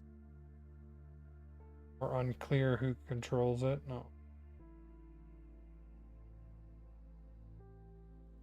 The Rapid Support Forces are orange, black, and the darker area here is the Sudanese Armed Forces. And they say they split Khartoum. And this other area is unclear. And there's a couple other groups that apparently are breaking away. This looks like a mess. This looks like a mess. This is open and active civil war. That is very not good. And this started in 2023.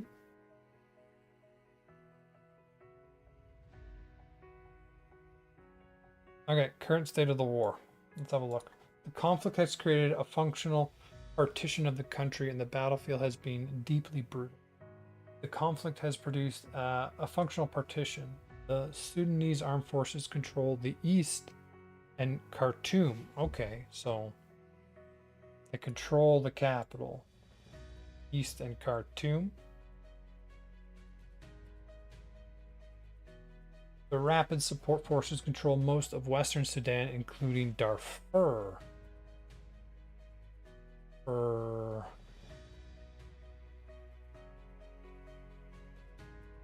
it was going to be that one, but I don't see Darfur. Maybe it's northern Darfur. It's a region. That's likely the Darfur, central Darfur, southern Darfur. Okay, that one's a region. The Kordofan region remains an active battlefield. In October 2025, the Rapid Support Forces seized Al Fasher, the last Sudanese armed force stronghold in Darfur, after an 18-month siege. So that's what the little I did hear about in the media about this was Al Fasher. Apparently brutal. Yale Humanitarian Research Lab satellite analysts document what is described as a systematic campaign of mass killing, with estimates of 30 to 60,000 dead in Al Fasher alone. Oh, so that sounds like... How many did Iran kill of their own people? Like, what was the final number? I think it was somewhere around there, right? The lower end of this estimate. Usually, these are undercounts that you see. But yeah, and this is in one city. They massacred as many as they killed in all of Iran during their protests. The fall of al-Fashir was a turning point, and what happened there was horrific. The UN Humanitarian Rights Office documented more than 6,000 killings in the first 3 days of the RSF, Rapid Support Forces, offensive on al-Fashir. So the Rapid Support Forces were the group that is like, they were known for being like humanitarianly horrible. How did they put it? Like they were known for being genocide, responsible for genocide.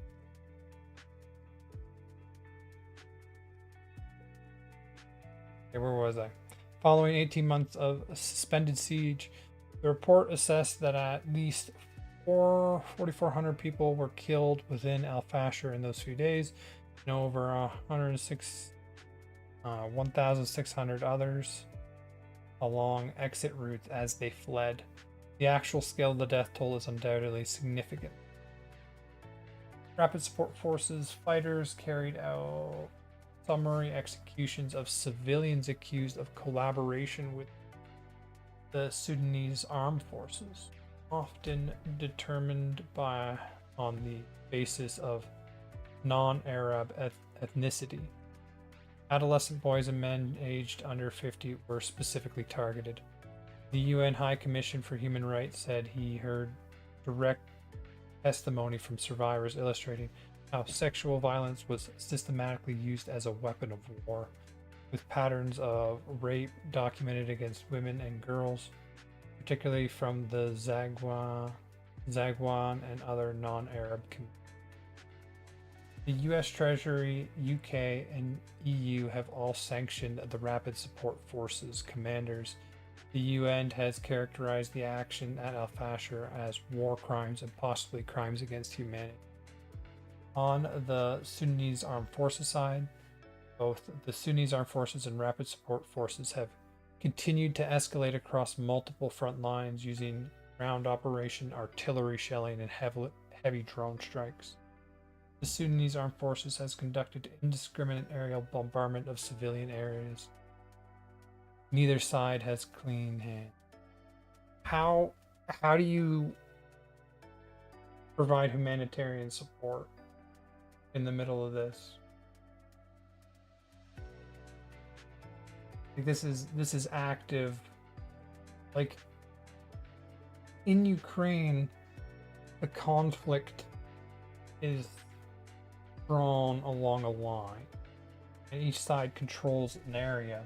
You look when you look at the lines here, like they control a city here, then they control a city there, then they actually control this city, which is in the middle of cities controlled by the other side.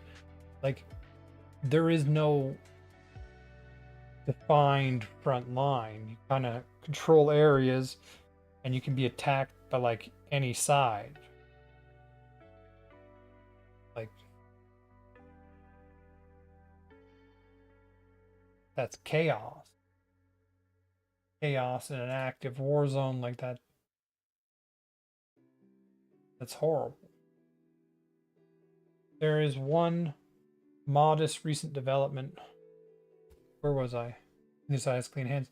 There's one modest recent development. In early April 2026, the Central Bank of Sudan resumed operations in Khartoum for the first time since the war began, and the Sudanese Armed Forces aligned government announced its complete return to the capital, sign that the Sudanese Armed Forces has retaken and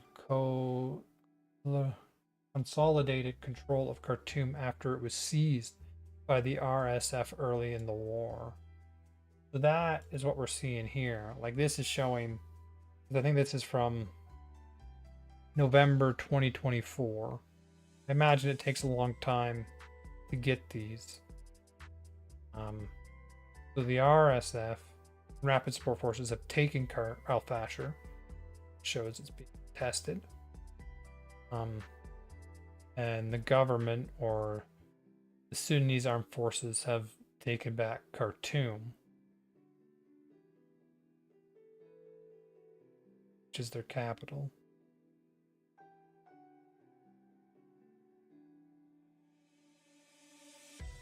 Why is there a famine? The 5 drivers. The hunger crisis isn't incidental to the war, it's being produced by it through multiple reinforcing mechanisms. I mean, that makes sense. Large scale warfare causes hunger. You can't really farm when you're being shot at. Direct destruction of agriculture and markets. The conflict is destroying markets, disrupting harvests, and blocking trade routes and delivery of humanitarian aid. More than 33 million people, over half of Sudan's population, depends on aid to survive. To mass displacement, breaking down food systems. Sudan is experiencing the world's largest displacement crisis. Nearly 14 million people have fled their homes, more than 9 million within the country, 4 million to neighboring countries, such as Chad and South Sudan. When that many people are uprooted, local food production collapses, and market supply chains break down entirely. Deliberate obstruction of aid. Starvation as a weapon. The use of starvation as a weapon of war and obstruction of aid access are violations of international humanitarian law. The Rapid Support Forces in particular has used siege, most notably the 18-month siege of Al-Fashir, to deliberately cut off food and humanitarian access to civilian populations. In some areas, humanitarian teams cannot even enter. Collapse of basic services. Around 80% of health centers and 60% of water systems are non-functioning and complex. This is around 80% of health centers. So the water system, this is where, because we also see conflict in the Democratic Republic of the Congo. And when you can assume that in heavy conflict, they also have an issue with their water systems. When you have a problem with water system is when things like Ebola can spread, are not functioning in conflict zones. Without functioning healthcare, malnutrition becomes lethal far faster. About 80% of Sudan's 1,460 community kitchens, which once provided fresh meals to millions, have closed due to funding shortages. 5. Catastrophic underfunding of the international response. The humanitarian response plan for Sudan in 2026, which needs $2.9 billion, has so far received only 5.5% of the necessary funds.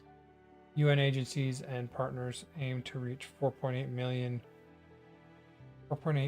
people each month, but only around 3.1 million people receive assistance in February. U.S. foreign aid cuts under the Trump administration compounded this. CARE documented the closure of community kitchens, suspended of clash assistance programs directly tied to funding reductions. And there are more factors. Sudan's hunger crisis risks being compounded by the escalation of the conflict in the Middle East. Disruptions in the Red Sea are devastating critical imports, driving up the cost of food, fuel, and fertilizer. The Iran war's chokehold on global energy markets is actively worsening one of the world's worst famines. Like when you see a cut in fertilizer like this, it's not just this. Like, you don't oil, you'll feel faster than you will feel the effects from fertilizer, because fertilizer is like part of a growing season. It's like a long-term plan. It's gonna be like a whole year before you really feel the effects of the fertilizer shortage, which means food costs are going to go higher,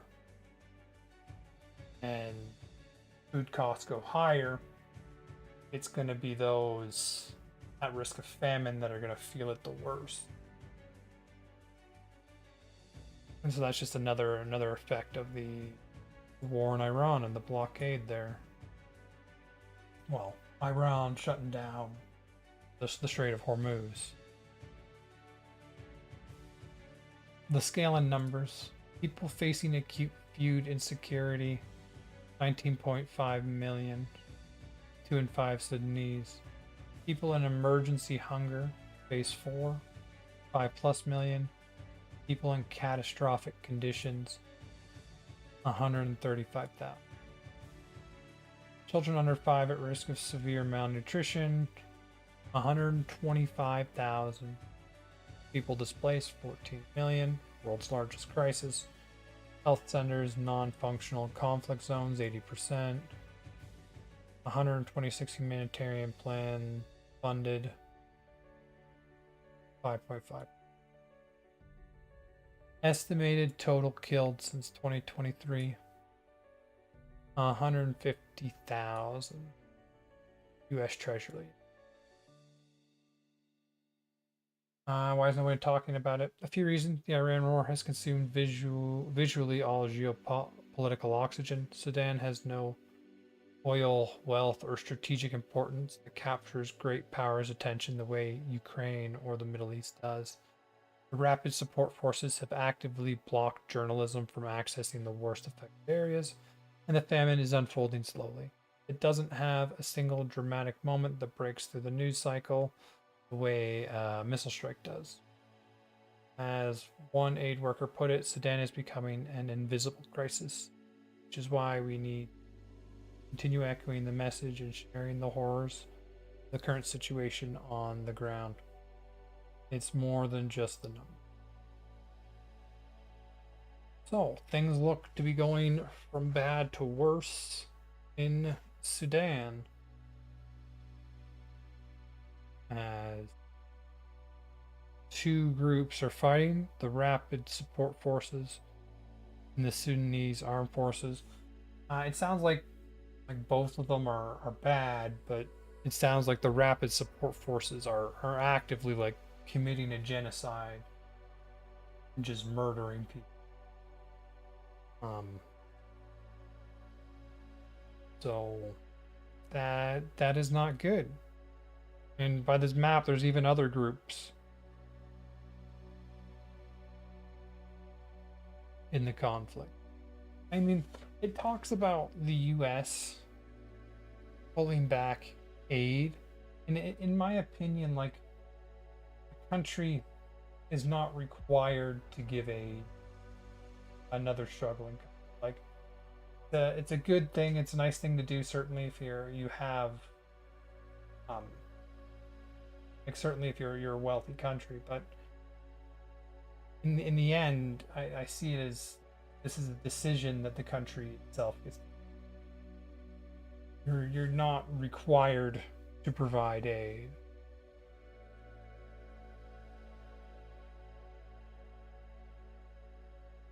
And I mean, I don't know how you fix this. They're an active civil war. They've broken the country in half, and they're actively fighting. It's very hard to provide humanitarian aid in that situation.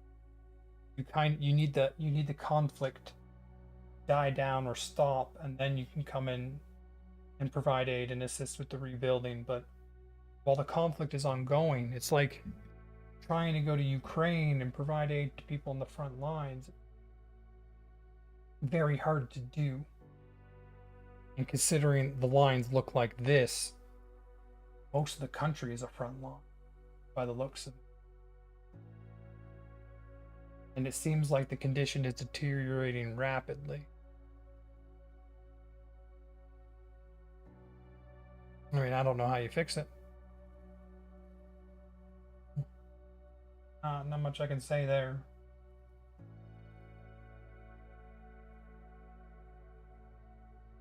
Alright, well, I'm going to move on. I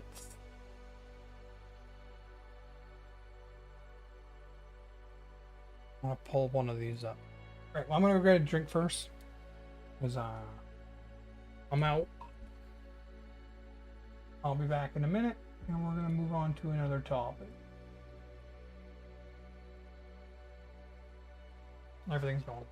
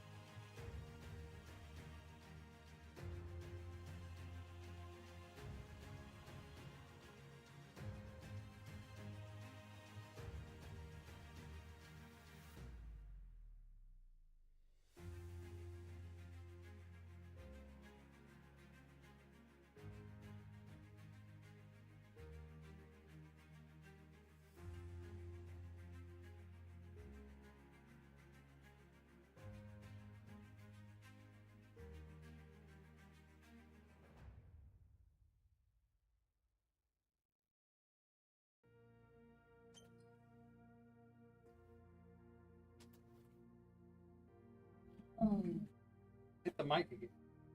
With the chair. Never good. Hear the music.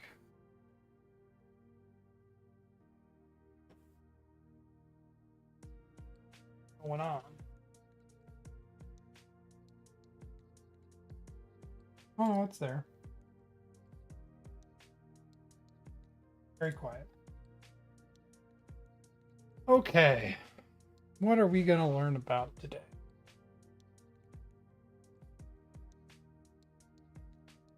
Vienna, Austria. Wanted to go through this one a long time ago. Let's just have a look at this.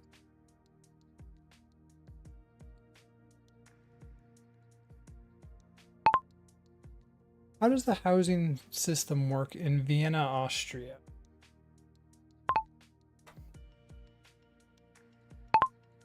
Can you go into detail?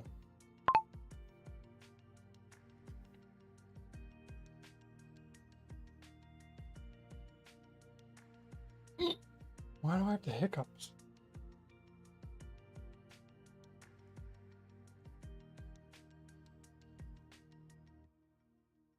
Am I thinking about the wrong place?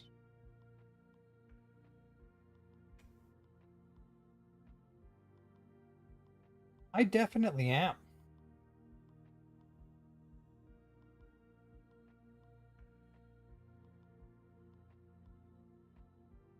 Okay. Then, if that's where we are, isn't this housing system for all of Austria?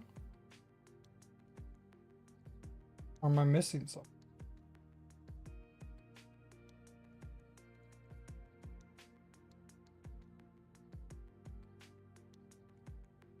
Okay, well, it looks like I definitely found the right place. But before we start talking about this video, pull up.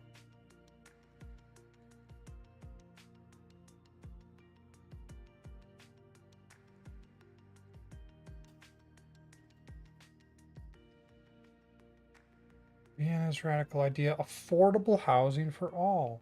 I like that. Bloomberg Originals 4 years ago. How it solved housing, transit, and life. That also sounds good.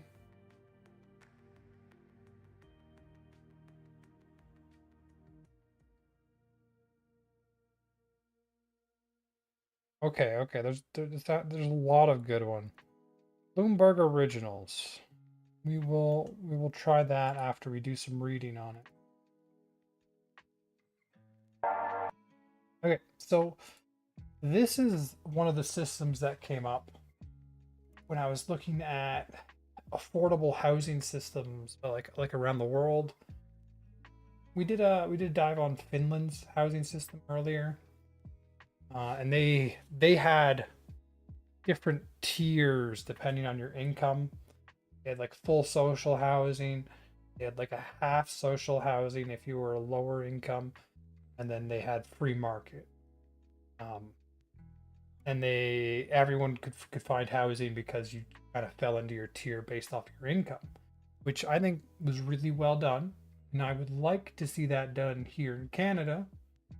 And this is another system that came up, so we're going to go through now.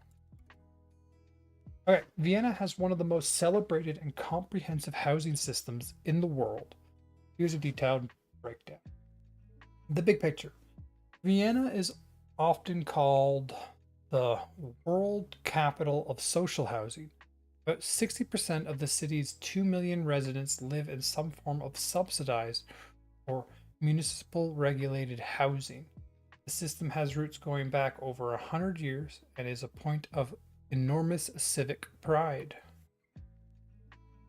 Ooh, we got one heck of a word. The municipal housing.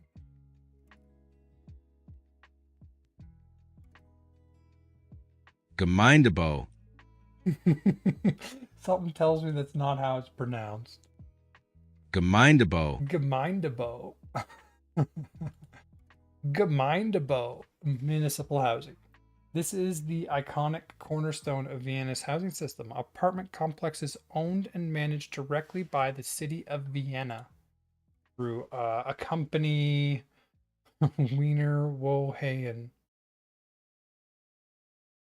Key facts. Vienna owns roughly 220,000 municipal apartments across about 2,000 buildings. So the city itself owns them.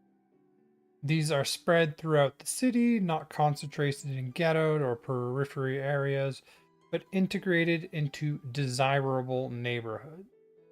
Rents are extraordinarily low, typically 5 to 8 euro per square meter, compared to the private market average of 15 to 20 per meter. Okay, so first of all, it's part of the EU because it's using the euro.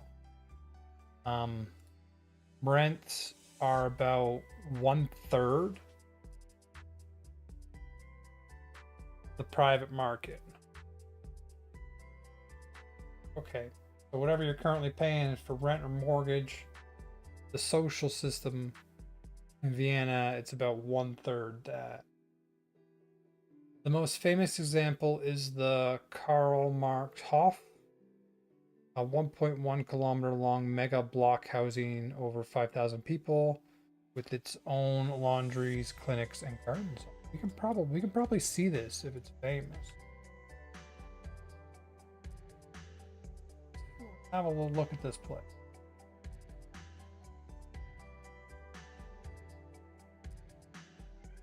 Map.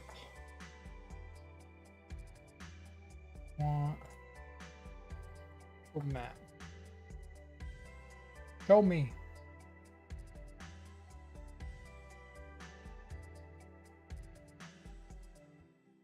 Come on.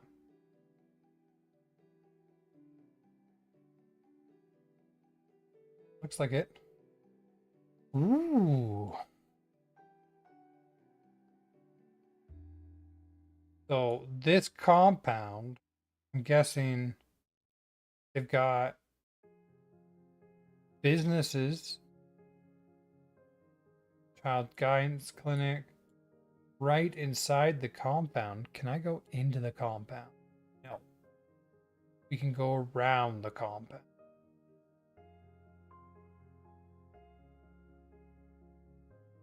Okay, okay. So that's what the compound looks like. So this is social housing, built in mass, 1/3 the cost of regular housing.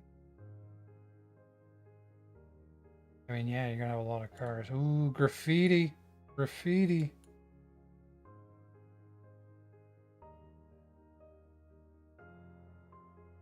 Quite a bit of graffiti.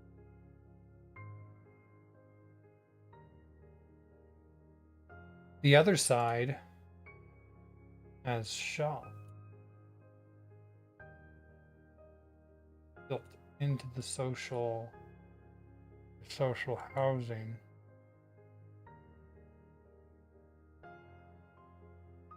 Okay, that's interesting.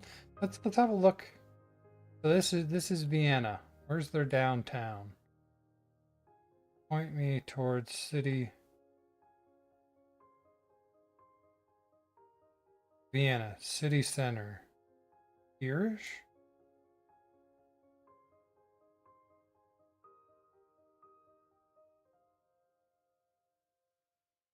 No cars in this part. You gotta walk. Oh my goodness. That's under construction. I'm going to the front of the church. Look at this courtyard. Man. I do like old churches.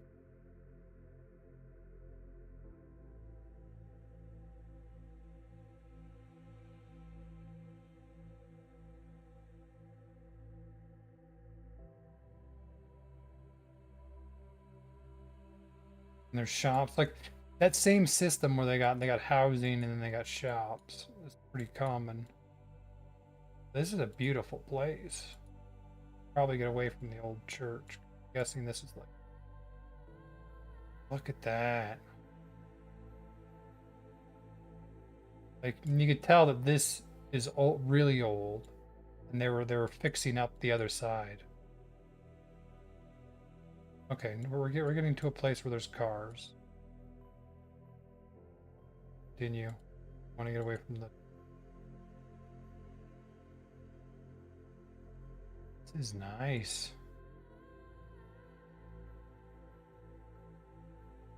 It's all nice. What is that? That looks like paper with a picture of a building on. Or like this plastic, but they just painted a building on it. This is what will be here eventually, once we're done construction. Ooh, side road. Okay, what is it we got over here? I don't know. That.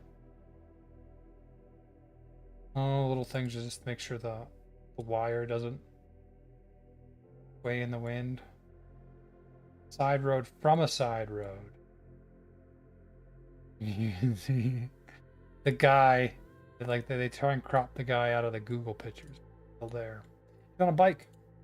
I mean, imagine this was your job. You just get a bike around Vienna. Oh, nice. Little shop. Cool. There's a little outdoor area. Ooh. Clearly we are at non-business hours. Not see people. Okay, we got people in this one. Evening. Oh. So nice. The statue.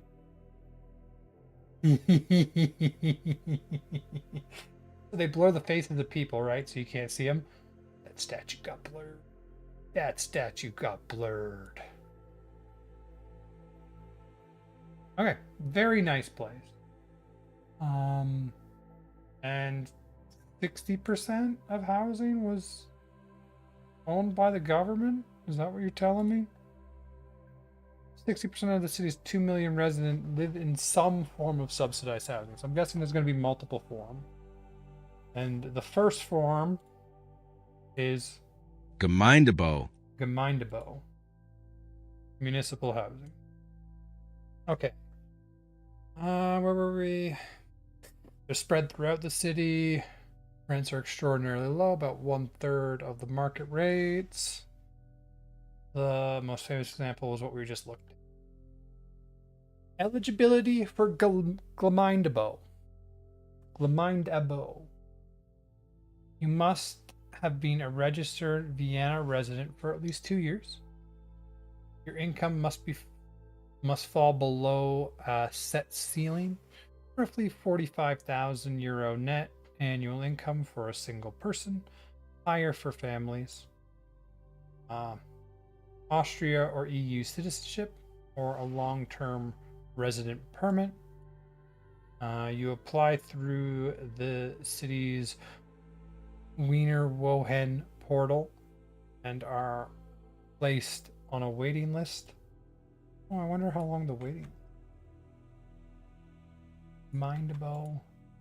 Wiener Wohnen. Wiener Wohnen. Wiener Wohnen portal. Oh gosh, there's gonna be so many. Limited profit housing.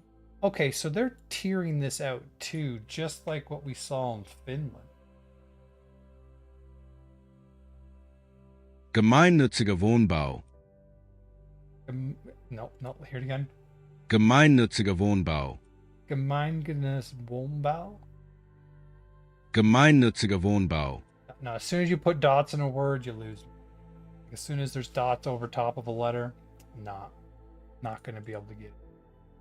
Limited profit housing. A second equally large pillar is housing built and managed by non-profit housing associations.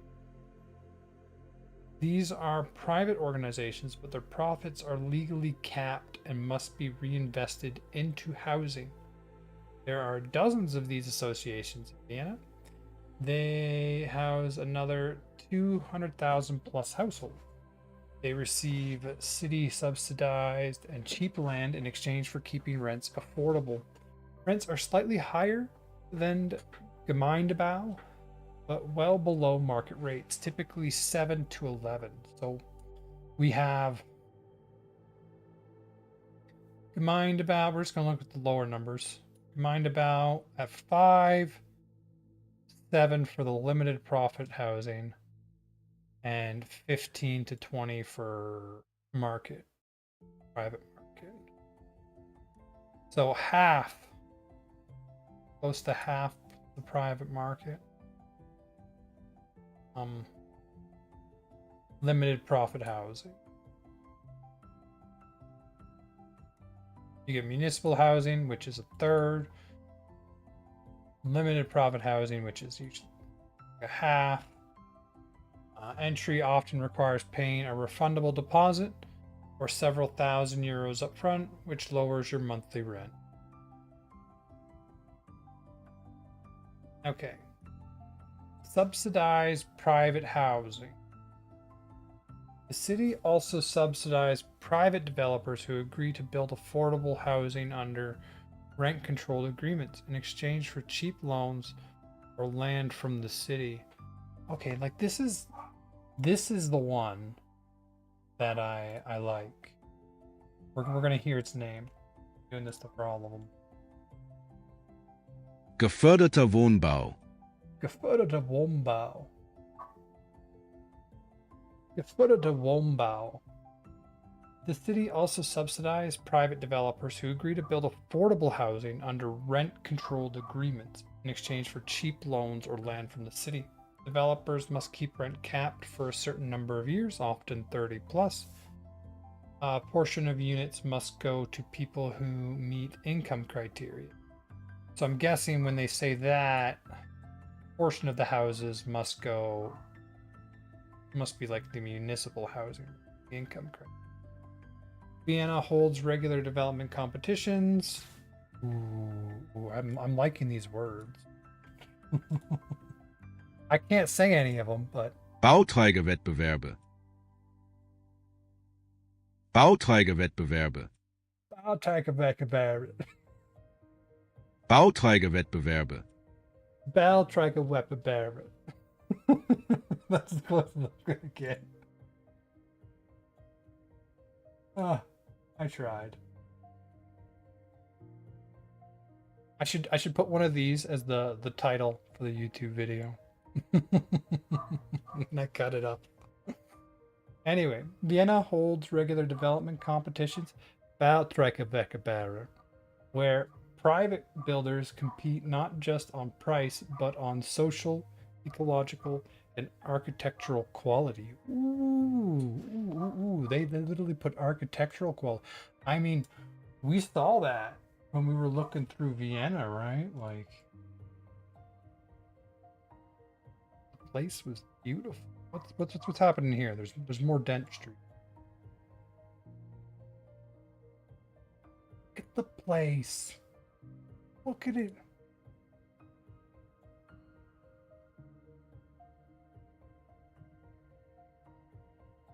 They got a real white theme going on here.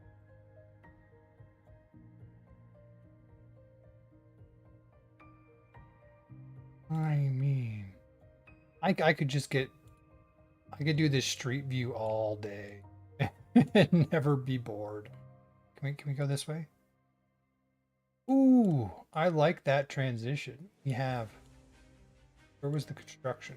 Like the construction to done. Back to regular. And then, what is this? What is this building? Why does it have so much architecture? What's this one doing? He's got a club. Are these like, I don't even know. But this one looks like he's fighting a Hydra. This one is definitely fighting a Hydra with a club. Like, is that Hercules fighting the Hydra? That is great. That is great. What is this building I have landed myself in front of? Oh, I'd moved from there. I don't. Causeway. Huge. Oh, I like the walking area. Barely get a card through here.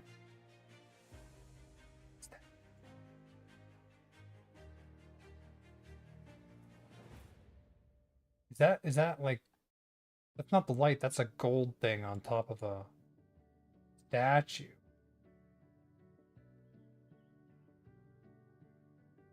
People eating over here.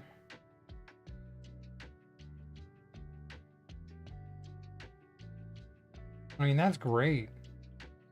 I don't even know what it is. I mean, it's great, but like, when you get your builders to compete in architectural quality, that's apparently what you get. A unique feature of the system. I mean, like, I like that feature. How the city acquires land, the land bank. A crucial and often overlooked part of the system, Vienna has been buying land proactively for over a century. The city owns a huge land reserve.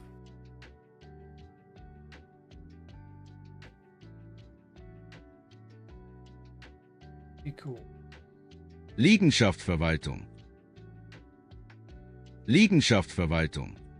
Liegenschaftsverwaltung. Liegenschaftsverwaltung. Nope. Why such long words? I don't get it. And leases plots to non-profit builders at low cost rather than selling to the highest bidder. This breaks the speculative cycle that drives up housing costs in most cities. So they just, the city buys the land and then essentially provides the land to builders with contracts, like they subsidize private housing or limit profit housing or municipal housing. So no, this one's government owned, but these two, limited profit housing and subsidized private housing, are private companies that you've provided the land to under contract to keep rents at a certain rate. Funding. Vienna spends roughly 500 to 700 million euros per year on housing subsidies, funded through a dedicated housing construction tax, paid by employers and employees. They fund it through taxes. Wohnbaustelle. Wohnbaustelle. Wohnbaustelle. Wohnbaustelle. I don't even know if he's saying it right, but he's definitely doing it better than I would. We'll go with that. So they have a dedicated housing construction tax, the city's general budget, EU structural funds, revolving loan repayments from existing housings. So they tax to pay for it. They subsidize, keep rents low. How to get an apartment. The process. Register in Vienna.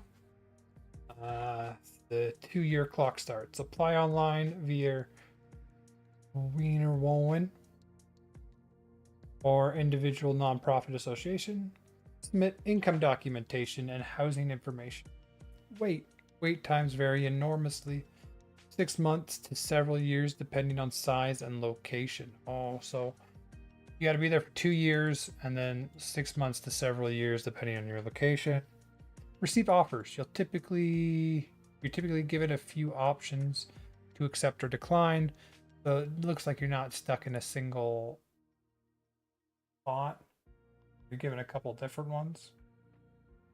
For every nonprofit association housing, you often apply directly to the association and may need to pay the upfront Eigenmittel deposit. Eigenmittel. Eigenmittel deposit. Why Vienna system works, where others have failed. Factors: social mix, housing spread citywide, concentrated in periphery. So this is one of the most important aspects of a social housing system. Is if you concentrate it, you get something like a ghetto that'll form, and then you get all the problems that a ghetto has. But if you spread it out throughout a city, then you're just less likely to have that problem. Basically, if you spread it out, the people that use this social housing integrate better into society. Income ceiling is relatively high. Middle class qualifies. Like they said, 60% of people in Vienna live in social housing, right? So that's a good chunk of the middle class. So most people qualify for it and can get some kind of subsidized housing. Most other cities only very poor. Like a lot of cities don't even have housing. Maintenance, city funded, ongoing. Often neglected, stigma, little to none. Again, the stigma thing is like when you have 60% of the people using a social housing, you can't stigmatize the majority, right? It's not how it works. And if you have it mixed throughout the city and not concentrated, that's how you get social integration. Scale 60% of residents. And when it says most cities, like, what is it even talking about? I don't. Does Canada have a social housing system? I'll ask that once I get to the bottom of it. The high income ceiling is arguably the most important design choice. Absolutely, right there. The fact that you got 60% of people using it makes it better. Because middle class residents use and defend the system politically. It receives substantially. If you get more than half the people in the social housing system, the social housing system will never be voted out because most people use it. Because middle class residents use and defend the system politically. It receives sustained funding and maintenance. Avoid the decay seen in public housing in the US, UK, and France. The private market. The remaining 40% of Vienna residents do rent or buy on the private market. Even here, Austria's tenant protection laws are strong.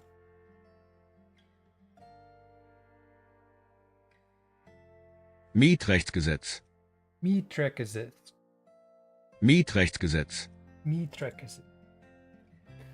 Landlords, and also, like, the thing you don't understand is that, or the thing that affects this is when you have a strong social housing system, private market rents are prevented from going out of control.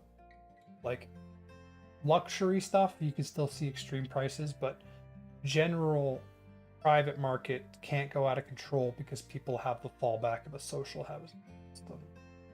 So you can't wildly speculate on housing. Landlords in older buildings face rent caps based on location category. The rent cap thing, like, I don't agree with that. Like, I'm pretty sure Mendami in the US and in New York has instituted something like that. And when you cap rents, you prevent the free market from doing what the free market does best. And so like why have it, right? Just move more into social housing rather than trying to cap rents. I don't think rent caps is a good way of doing the free market aspect. Tenants have strong security of tenure. Deposits are capped at three months. Or it's like having strong tenant protections is nice. I don't think rent caps are good. We have a strong social housing system for people to use. And there's no need for that, I don't think. Vienna's housing model is widely studied and increasingly influential as other cities face affordability crises. Its success, I mean, like, when the people that work in your city can't afford to live in your city faces huge problems.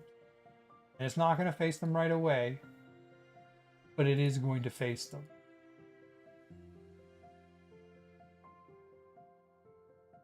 Which has figured its thing out. We're good. Its success is built on a century of consistent political will, proactive land ownership, and the deliberate inclusion of the middle class. I think that is the most important part right there. Not just the poorest resident. By creating a tiered system, because we saw the same thing in Finland, where there is subsidized private housing, there is limited profit housing, and then there is what most people think of as social housing, government owned and operated.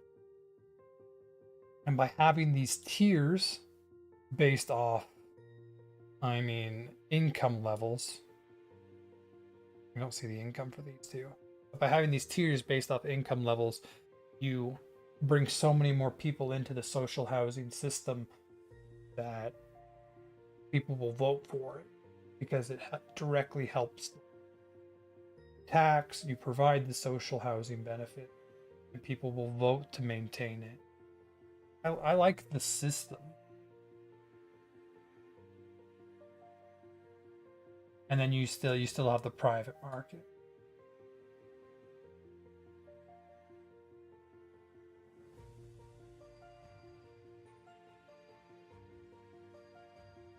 What are these called? I'm just going to call them T.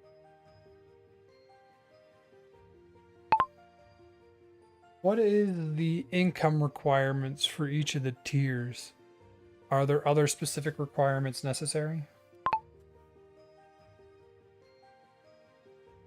Oh, is it? Tiers. I imagine it should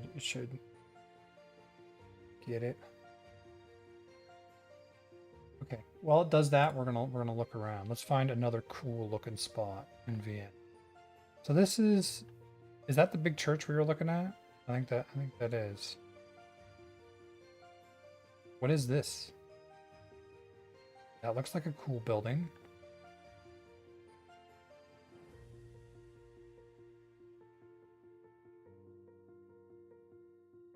Look at the artistic style. Statues. That is amazing. There's something over here too. I see. What is this? Ooh, night. Is that a hockey rink? They got a hockey rink set up in front. That is great. Got a hockey rink in front of this cool ass building. The clock tower.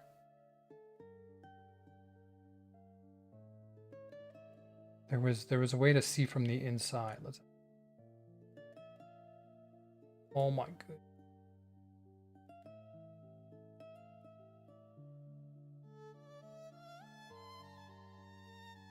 I want to see in the courtyard. Why? Oh, here we go. Here's the courtyard. Clock tower. A bagel shop? Sandwich shop. Doing good. Doing good. Okay.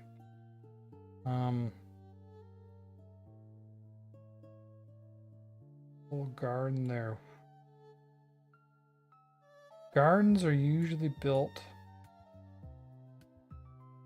I mean, like, how did they get convinced to build that little suburb there in their garden zone? Don't even look. I mean, they all have pools, so clearly they're expensive.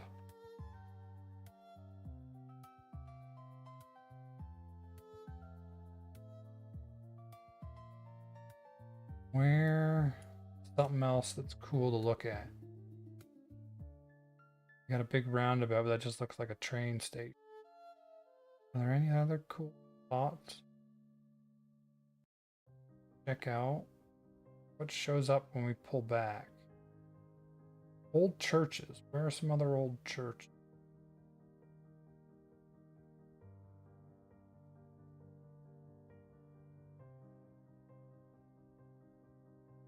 I'm not seeing any. Let's just drop into the middle of a random neighborhood. Okay, so their cool designs are mostly downtown. They get much more plain here. I mean, they're not bad looking. Normal street. Shops, you got housing. Ooh, we did a big jump.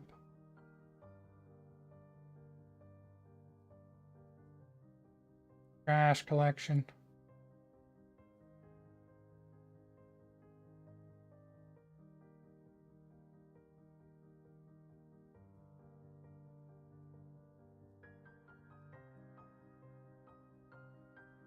Oh, there's a park. There's a park. Let's go back to the park. What have we done? The tiniest dog shit park you've ever seen. It's not that small. It's a little dog shit box. The people that want to have a dog in the city.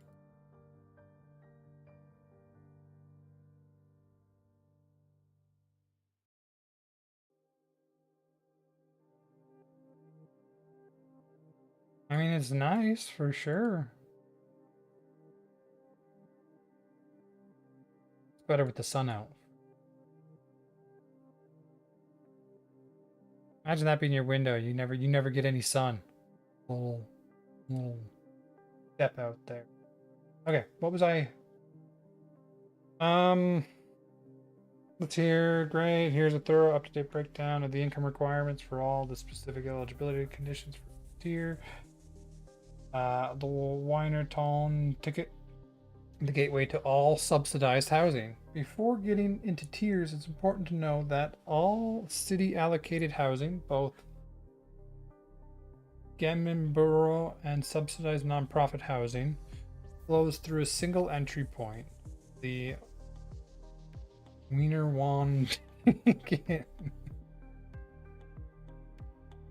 Let me make sure. Wiener Wohnticket. Wiener Wand ticket. Wiener Wohnticket. Wiener. Wiener Wohnticket. Wiener Wand. The W sound more like V's. Wiener Wohnticket. Wiener Wand ticket.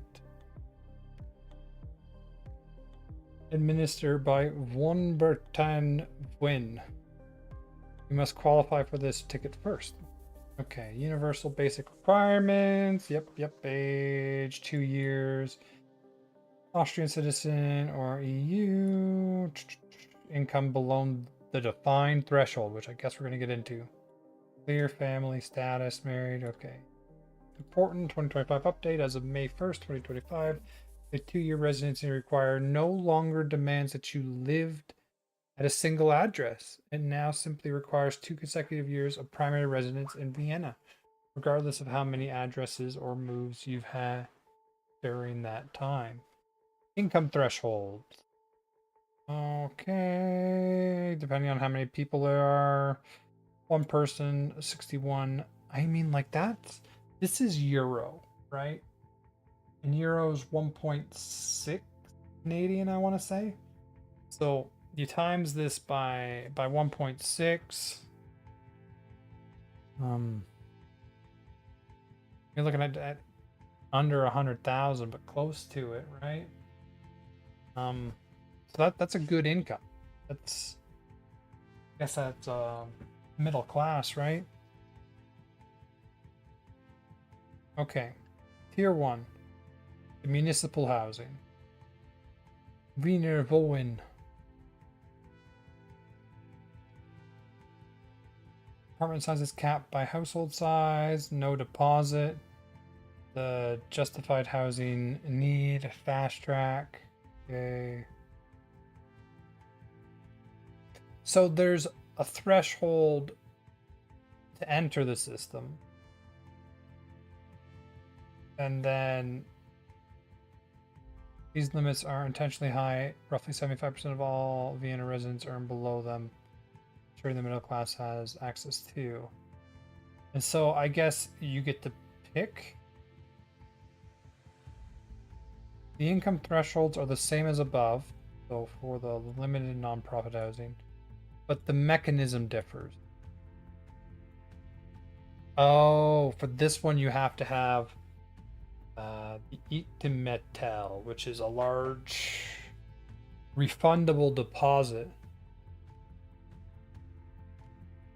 Okay, so I'm guessing these are like higher class. You have to have a deposit, but the income threshold. You start here, and then when you make money, you can move up to this, and then the housing benefit safety net for those who already rent on the private market or in subsidized housing who are struggling with cost. There's a separate benefit. The City of Vienna Housing Benefit Scheme supports low-income residents. Approval depends on... Okay.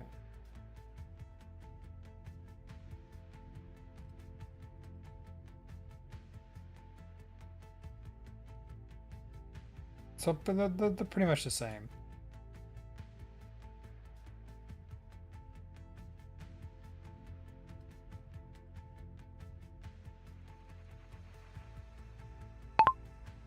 Does Canada have a social housing system? If so, can you go into detail? See. Well, thanks. I kind of enjoy just looking at Vienna.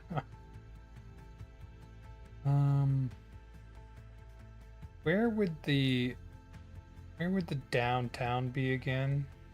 Here. So green spaces is usually where you see them. These two have special icons. Let's go.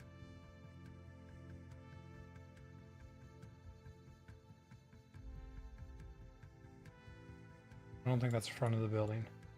Here we go. Gotta go to the front of the building to see the architecture. Last one just had heads. These have full statues. I love the statues on the roof. Pegasus. We can go inside this one too. I'm sorry, but the modern art stuff doesn't hold a candle to the older art styles. Like that is amazing. That looks like shit. Okay. Ooh, old fountain. That's great. That's great.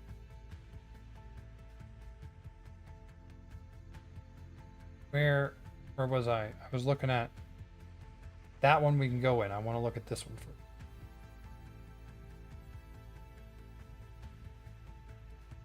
I got turned around.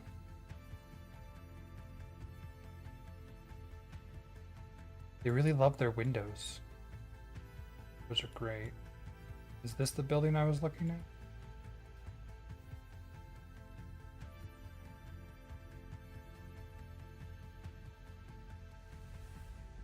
No, I don't think so. Let's go inside that one building.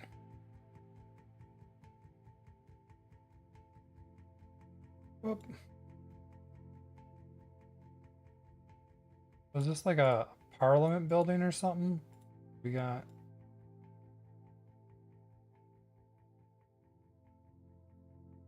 No, I wanted to go down. I want cool art. State Opera. Oh. I don't really want the tunnels. Can we see the opera room?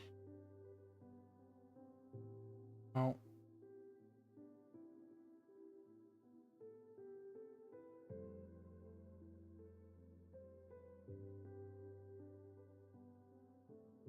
How do I get into the opera room? Oh. Oh, we're so close. We're so close. We're in a private booth. I wanna be down there somewhere.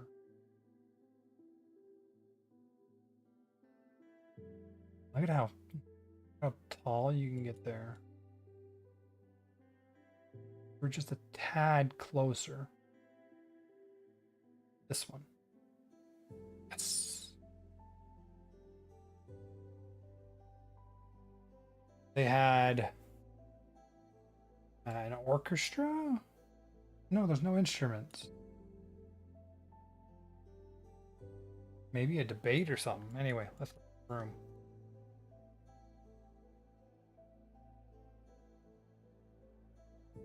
Very nice.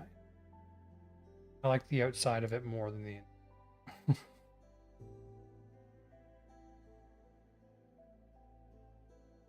Just look. Okay. I am horribly distracted. I could ask this another question, didn't I?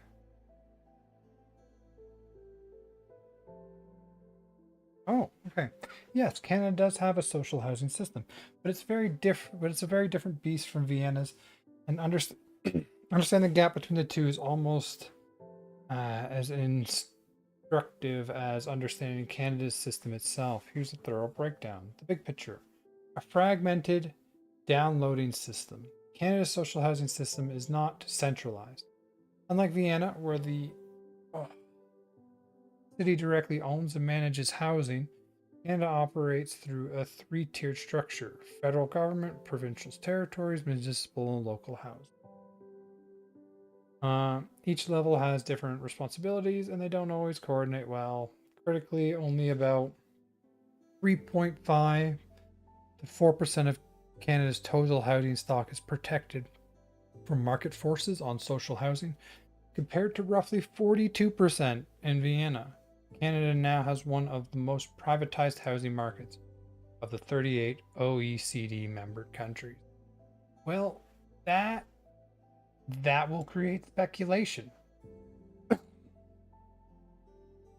How it got this way: a history of federal retreat. Canada actually had a more ambitious system for decades. In 1949, the National Housing Act was expanded to include funding for publicly owned and provincially managed housing for low-income families, seniors, disabilities. Strong personal investment in building social housing continued through the 1950s, 60s, 70s. Then came the retreat. In 1993, the federal government withdrew funding for new social housing entirely. And in 1996, announced that the management of ongoing subsidies of existing social housing would be transferred to the province. In many provinces, responsibility was then downloaded further from provincial governments to municipal service management. The effect was stark. Social housing fell from a range of 7 to 20% of all housing built annually between 1972 and 1994 to just 1 to 2% after 1996.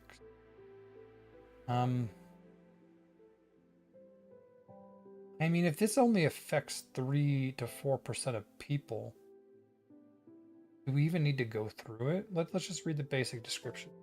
Tier 1, rent geared to income housing. The core social housing stock. This is the closest equivalent to Vienna's Gemeinbüro, publicly subsidized units where rent is calculated as a percentage of income rather than the market rate.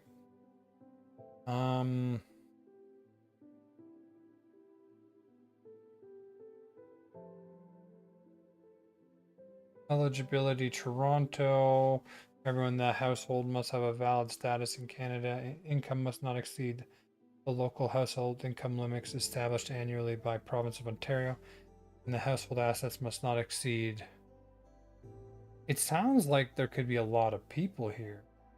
To qualify for provincial affordable housing program, applicants must have income below local income limits as determined by the market community. Rent is calculated 30% total annual household incomes for non-senior. Wouldn't this be a lot of people? Why is this only 3 to 4% of total housing? The wait list problem. Oh. Unlike Vienna's 6 months to 2 years, Canada's RGI wait lists are notoriously long, often 5 to 10 years in major cities like Toronto and Vancouver, making the system effectively inaccessible for many who need it. Right there, that's the problem. The Canada Housing Benefit, portable rent assistance rather than placing people in specific units. This program gives qualified renters a monthly subsidy they can use towards private rent. Canada Housing Benefit provides financial assistance if you currently pay more than 30% of your income on rent. It's a portable benefit. You can rent any private unit anywhere in your province rather than being tied to a specific social housing. You'll need to reapply each year. Each province has its own version. In Ontario, to be considered for the Canada Ontario Housing Benefit, households must be qualify to be on the centralized waiting list for social housing. If approved, COHB applicants must agree to be removed from the social housing wait list. Oh.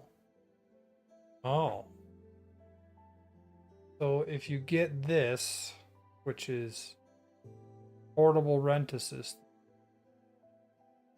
you're removed from the wait list for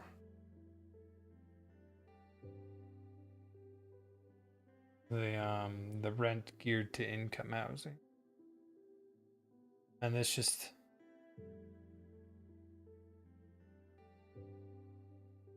you'll need to reapply each year rather than placing people.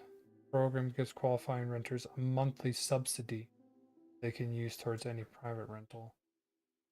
I mean, this drives up the rent market, which is the exact opposite of what you want to do in social housing, right? Because if you're giving them assistance to afford free market rent, you're essentially putting more money into the free market rent. That's going to drive housing prices up, which is the exact opposite of what you want to do, because then people are going to be dependent on programs like this because you've driven up housing costs beyond their affordability.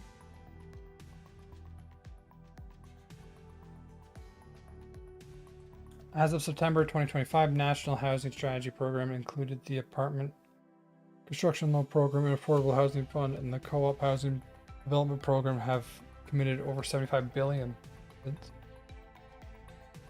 2018 to support the creation of over 1 million units. Okay, but even these together are less than 4%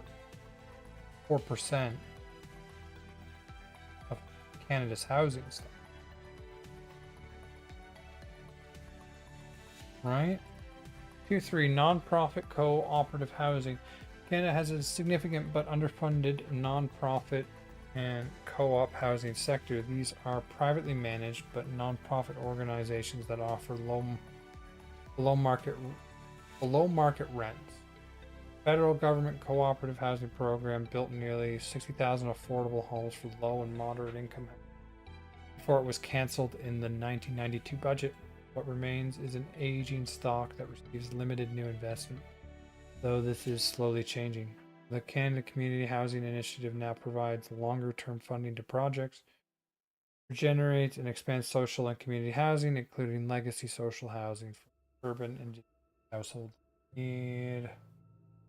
Indigenous households. Indigenous housing is treated as a separate stream and faces its own severe crisis, particularly on reserves. More than 10.7 billion has been committed through distinction-based approaches to Indigenous housing and homelessness, creating almost 22,000 more paired homes on reserves. Close to 50% of Indigenous population in Canada now reside in urban areas, creating additional demand in cities.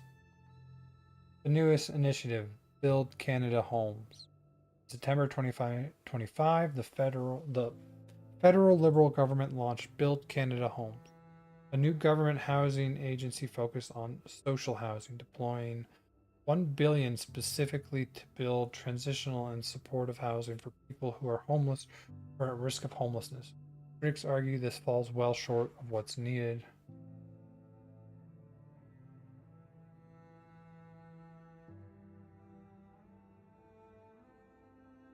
Rent once in 30% of income. Political. First. How many people get the Canada housing benefit? How many people in Canada get the Canada housing benefit?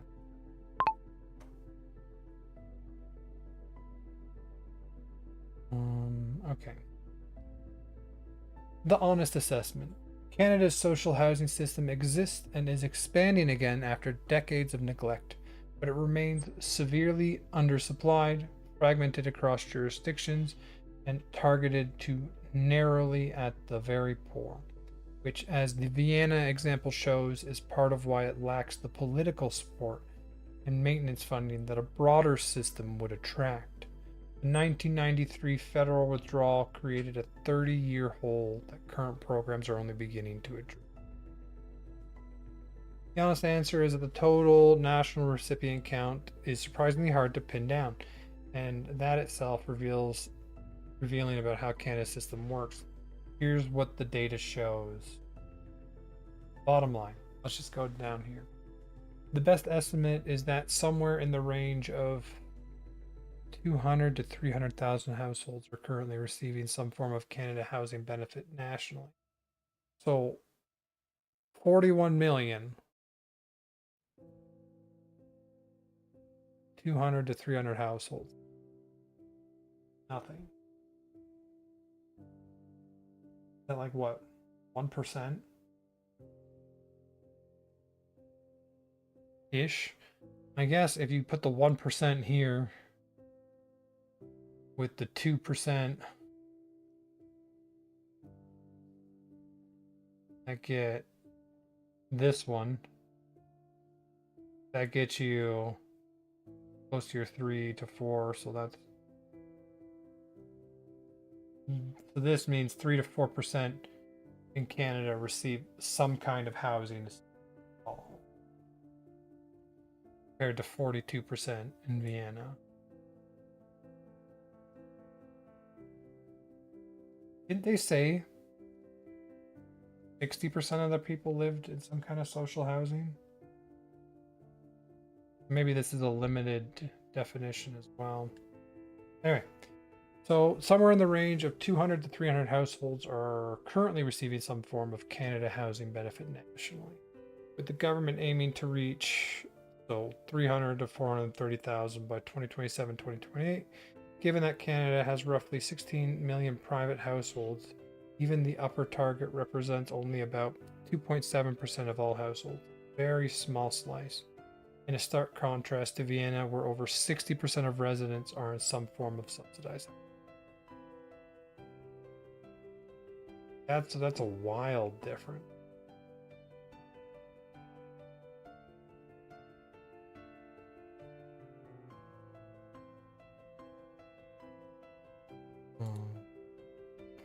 All right, I think I'm gonna move on.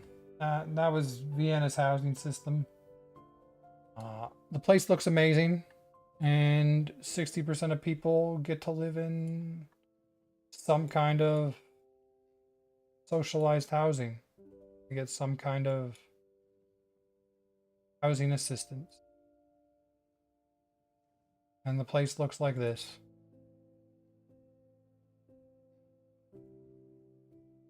Like, that's amazing. I've never been really one for city living, but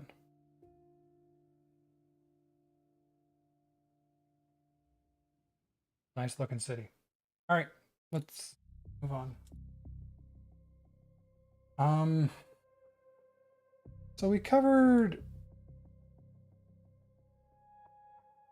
Why was it known as the social mix? Is it spread out through across the city? Singapore was another one, but I don't want to do another housing thing. What time do I got? Let's do one more.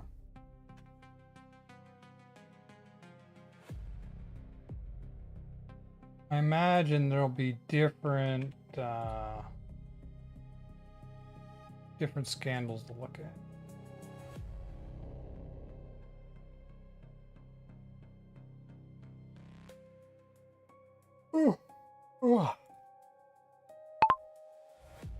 In the past 10 years, can you list out and describe the large Canadian political scandals that have happened?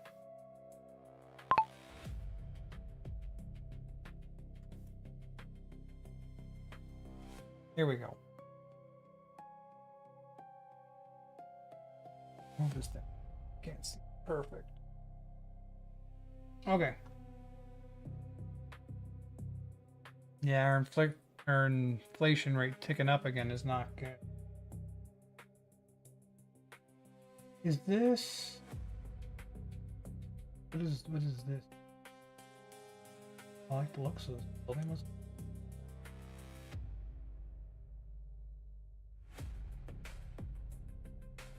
Funny looking benches. This giant block of a building.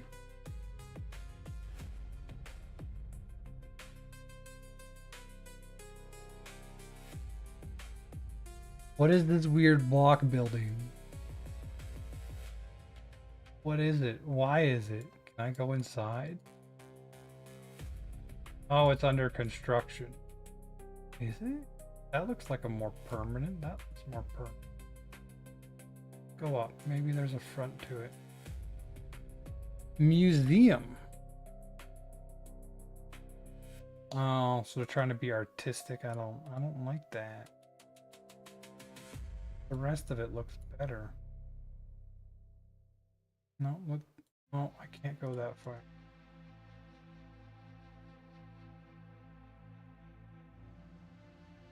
Continue our journey. Another block build. Block build. Hey, we can go inside that one.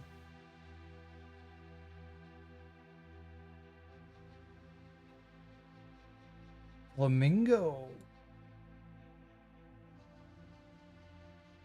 What is that, a dodo bird? Technology's not there yet. I can't read it.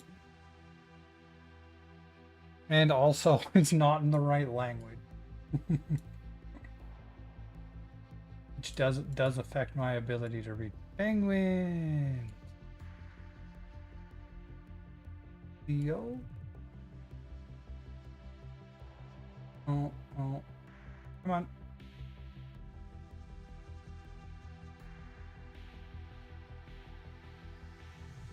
Pelicans. Ostriches. Now we got some kind of birds of prey over here.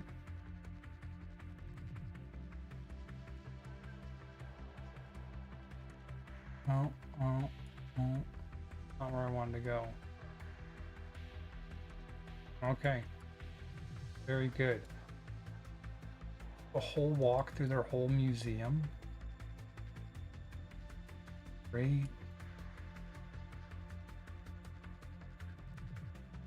I feel like I was talking about something else, but now I just want to walk through the museum.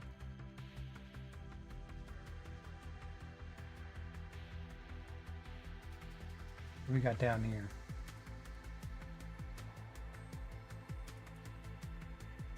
I don't know. More birds. Bird museum? Guessing it is, because there's only birds.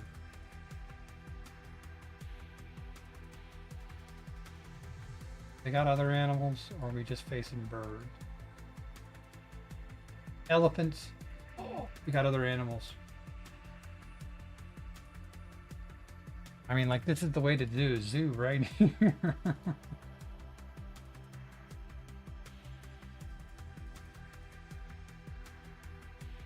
I want to go see the elephant. Oh, beautiful. Okay, we got ourselves the elephant. What? Those things called again?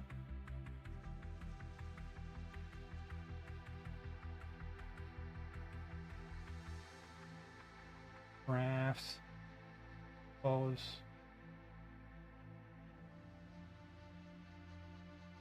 Look at that. That wasn't the way I wanted to go. Rhinos. Imagine the guy that just gets to walk through here with like a camera on your head.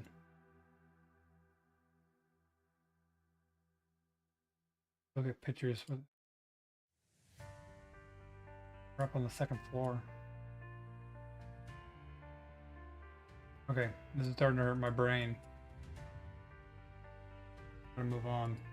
What was the more important thing I was trying to figure out? Okay, let's look at some Canadian political scandals. Ooh. Ooh. We'll just go through. I probably want to go through the most recent one, but let's have a quick rundown of these, and then I'll probably go into more detail another day if any of them really stand out. Here's a rundown of the major Canadian political scandals over the past 10 years.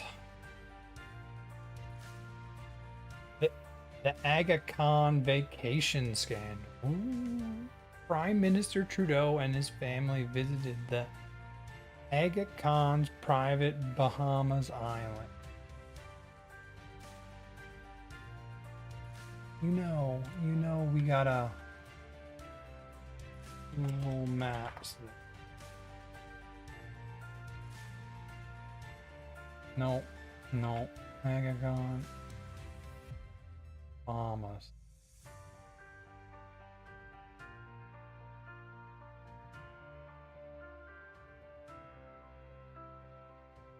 This is the island. Nice looking island. Okay, so what did he do? He visited the private Bahamas island, which resulted in a conflict of interest investigation, the first ethics violation of his tenure. The Ethics Commission found Trudeau had broken federal conflict of interest rules by accepting private travel from the Aga Khan, who leads a foundation who registered lobbyist status with the federal government. That looks bad. Like, they register as a lobbyist, and then you accept a trip to their private island. Like, that is definitely a conflict of interest. See if we can find it. Why is it going to the private?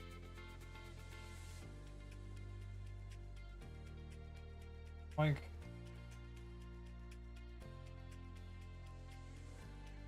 I'm guessing it's a small island.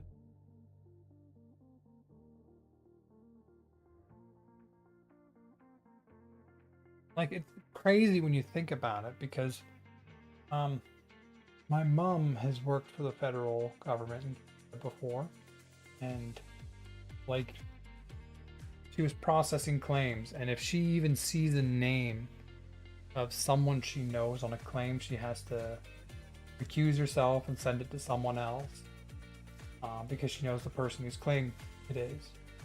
And then you go to the higher levels of the Canadian government, and he's just accepting private island invitations from registered lobbyists.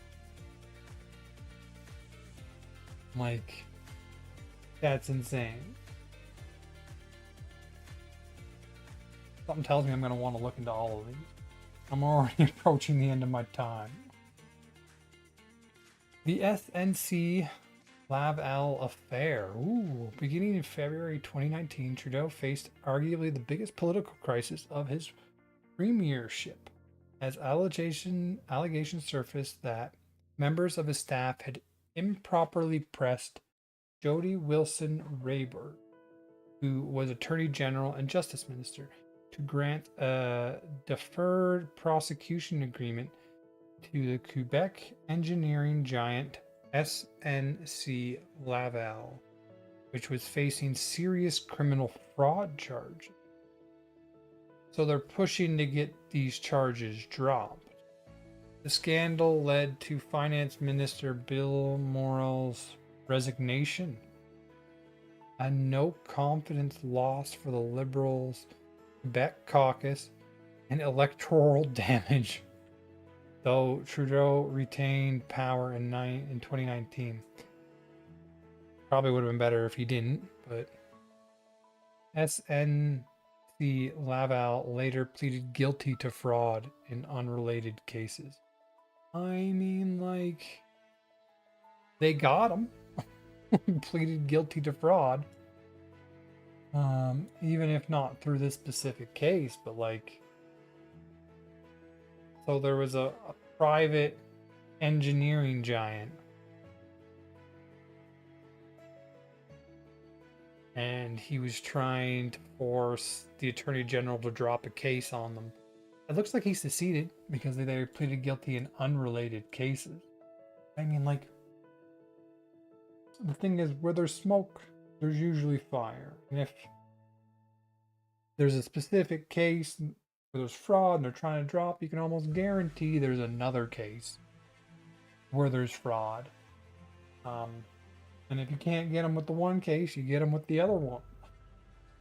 And it looks like trying to block the fraud, trying to block the fraud case caused a lot of damage. Like, no confidence loss for the Liberals' Quebec caucus. It looks like Trudeau took damage too. Okay. And how often do we have these? Every other year, every year there's one. Okay. The We Charity scandal. The Liberal government sole sourced a $912 million contract to We Charity to administer the Canadian Student Service Grant for summer jobs amid COVID-19. Desperate We's sponsored payments of $275,000 to Trudeau's family and $40,000 to Montreal's daughter, and no competitive bidding. Oh, so there was they gave a contract to a specific group, the We Charity. That charity had given payments to Trudeau's family, $275,000 to someone else's daughter, no idea. And there was no competitive bidding.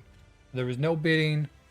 The charity had given money to Trudeau, and Trudeau gave them a massive contract. What? Finance Minister... Oh, that's who it is. Monrio. Finance Minister Monrio. Okay, that's... Was a Canadian finance minister. I might need to know how to say his name at some point. Morneau. Morneau. Morneau. Morneau. The Vienna words were more fun. Finance Minister Morneau resigned after failing to disclose a we-funded trip. Good. Good. Like, you should resign. Honestly, the Trudeau should have resigned. Failing to disclose a we-funded trip, and the program was canceled after 43 million was paid out. Good. Clearly, like, if there's no competitive bidding with we laying off staff and closing Canada operations in September 2022 due to reputational damage. The Ethics Commission ultimately ruled that Trudeau did not break federal ethics rules, but found that Monroe did. Like, you hear about this, and then I think about the Epstein files, and I'm like, is this the biggest scandal we've got? He took money and from a charity and then provided them a massive contract. Like, I think that's just part of the course in the US, isn't it? At least under Trump, you just give him money and then he gives you the contract. I mean, I'm happy we're not like that, and there's a scandal when this happens and it blows up. And I'd say like this is a conflict of interest for Trudeau. I'm surprised.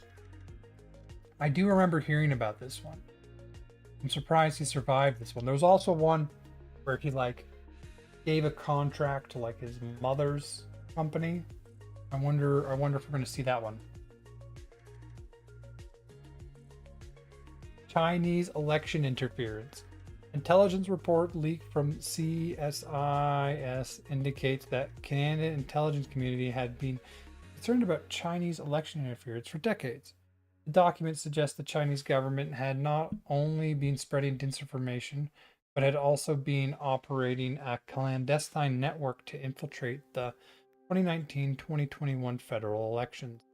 The alleged network included Chinese diplomats, Canadian politicians, business owners, and others.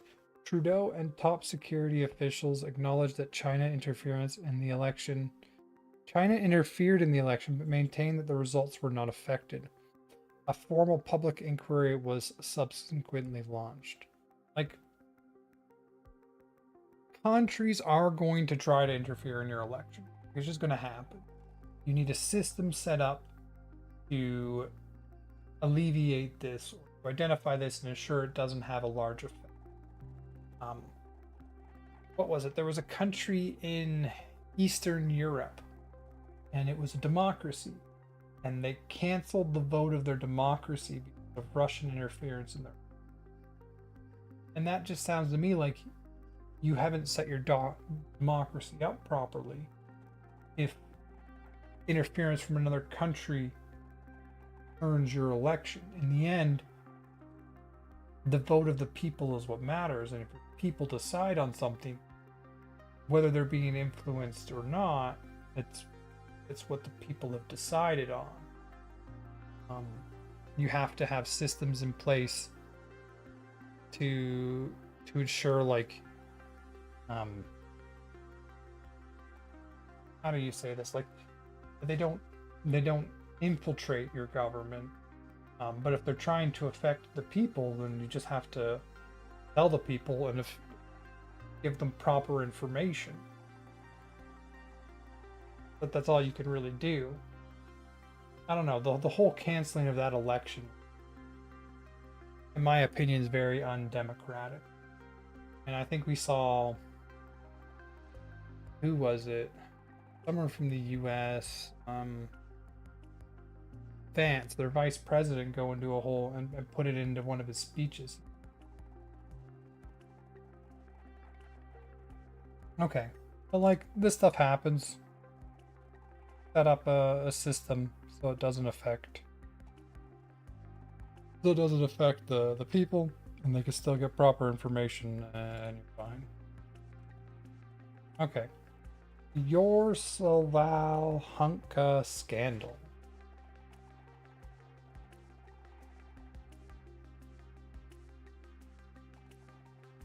Yaroslav Hunka. Yaroslav Hunka. Here we go. Anthony Rota, the Speaker of the House of Commons, resigned from his post after inviting war hero. Oh, I remember this one. War hero Yaroslav Hunka to Parliament to take in the appearance of Ukraine President Vladimir Zelensky. That invitation and the 2 subsequent standing ovations Hunka received from Prime Minister Trudeau, members of Parliament of all parties, and Zelensky ignited an international uproar. Hunka, then 98, I mean, like, nobody's functional at 98. Okay? Hunka, then 98, had served in a Nazi unit known as the 14th Waffe Grenadier Division of the SS, fighting alongside Germany in the Second World War. The incident reopened the painful subject of Canada's legacy of allowing thousands of Nazi collaborators into the country, and was used by Russia to further its propaganda around the war in Ukraine. Wasn't he was it just him, or was he like a part of like all people who served in, I mean, like this is bad no matter how you look at it. I don't think there's any way to make this good. They basically brought a Nazi SS person who got a standing ovation at the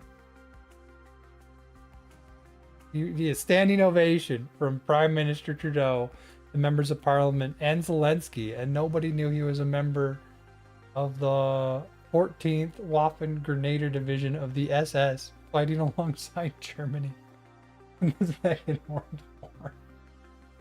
Like, surely there's someone whose job it is to make sure this doesn't happen. Like, there's gotta be someone who was fired for this.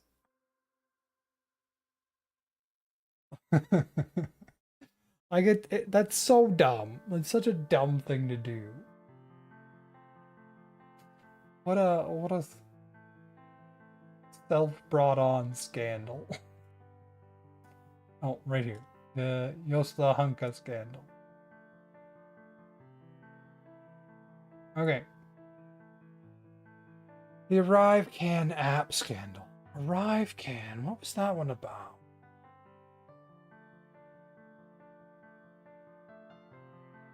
Okay, let's see. Oh, okay. Trudeau's government came under fire after Auditor General Karen Hogan reported that the government overpaid for the ArriveCan COVID-19 border app, and the Canadian Border Service Agency mishandled the file. The app cost taxpayers about $60 million, considerably higher than initial estimate. And even that figure was described as an estimate because the CBSA's record keeping was so poor. Over 19 million of that sum went to a 4-person Ottawa firm. 19 million of that sum went to a 4-person Ottawa firm called GC Strategies, which appeared to act primarily as a middleman rather than a technical developer. The Auditor General noted that ArriveCan irregularities suggested serial law breaking, adding she had no reason to believe this is unique. GC Strategies was ultimately banned from entering into government contracts for 7 years. I mean, with $19 million split between 4 people, you don't gotta get more government contracts for 7 years. Like, this is the kind of fraud that happens, right? And usually it's not such a large sum, and so it goes under the radar, and you get some firm that's a middleman that doesn't really do anything, that gets paid money to like basically try and be the middle person between the government and an agency doing something, or a private company doing something. But like, holy, 19 million. From what I understand, the Arrive Can app was also shit. So it didn't even really do what it was supposed to do. And they massively overpaid for it. Oh my goodness. 60 million. Christina Freeland's resignation and liberal collapse. In December 2024, Deputy Prime Minister and Finance Minister Christa Freeland abruptly stepped down just hours before she was to deliver the government's first economic statement, expressing doubts about Trudeau's handling of the looming threat of U.S. tariffs. A chorus of liberal voices urged Trudeau to resign, and within days, NDP leader Jagmeet Singh announced his intention to bring a vote of no confidence against Trudeau's government. Trudeau ultimately announced his resignation as Liberal leader, triggering a leadership race that led to Mark Carney becoming Prime Minister. These scandals taken together significantly erode public trust in the Liberal government over the course of nearly a decade in power. I mean, like, that's just dumb. Like, that's just, Trudeau should never have been Prime Minister. The CNS Laverne affair. Properly pressed. Attorney General, like that. Scandal led to Finance Minister. Like, that one was bad.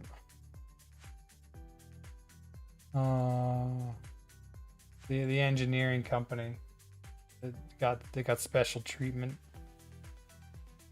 I mean, it was found guilty of fraud in the end for unrelated cases, so all of the shit they did didn't help them in the end. The We Charity scandal, this one was also bad. Like, giving it, like, who knows if they would have done a good job or not, but they gave you $275,000. And there wasn't competitive bidding. That you need competitive bidding. You probably should have been fired for that one. Chinese election interference, yeah, you're always going to have interference. This one, like this, someone should have definitely been fired for this, but you can't blame the Prime Minister, really, for this stupidity. The Arrive Can app, like, I imagine lesser versions of this happen pretty often in government. This is just one of those anti-corruption things you gotta get on top of, right? There's so much bureaucracy that it's like, oh yeah, we need this. Let's this. How much is it going to cost? 60 million. That seems a little high, but you know, I'll sign for it. And then it's 19 million to like a 4-person firm, because the government doesn't understand money, right? I imagine lesser versions of this happen decently frequently, and this is something like we should try and figure out and clamp down on. And this was just the end of the party, or the end of Trudeau. I mean, the fact that he was ever Prime Minister,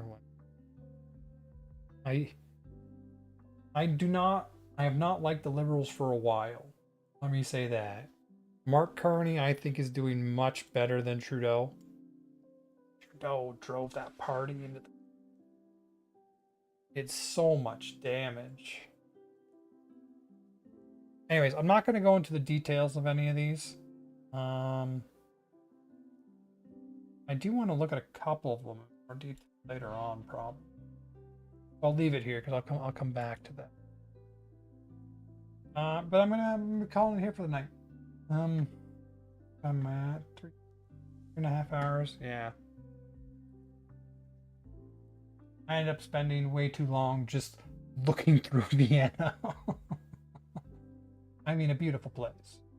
Truly. Why can't we have that kind of social housing? You know, all it would take was political will, and we could have that. All right. Well, I'm gonna call it night. Thank you very much for watching. Hope you all have a good night. Peace.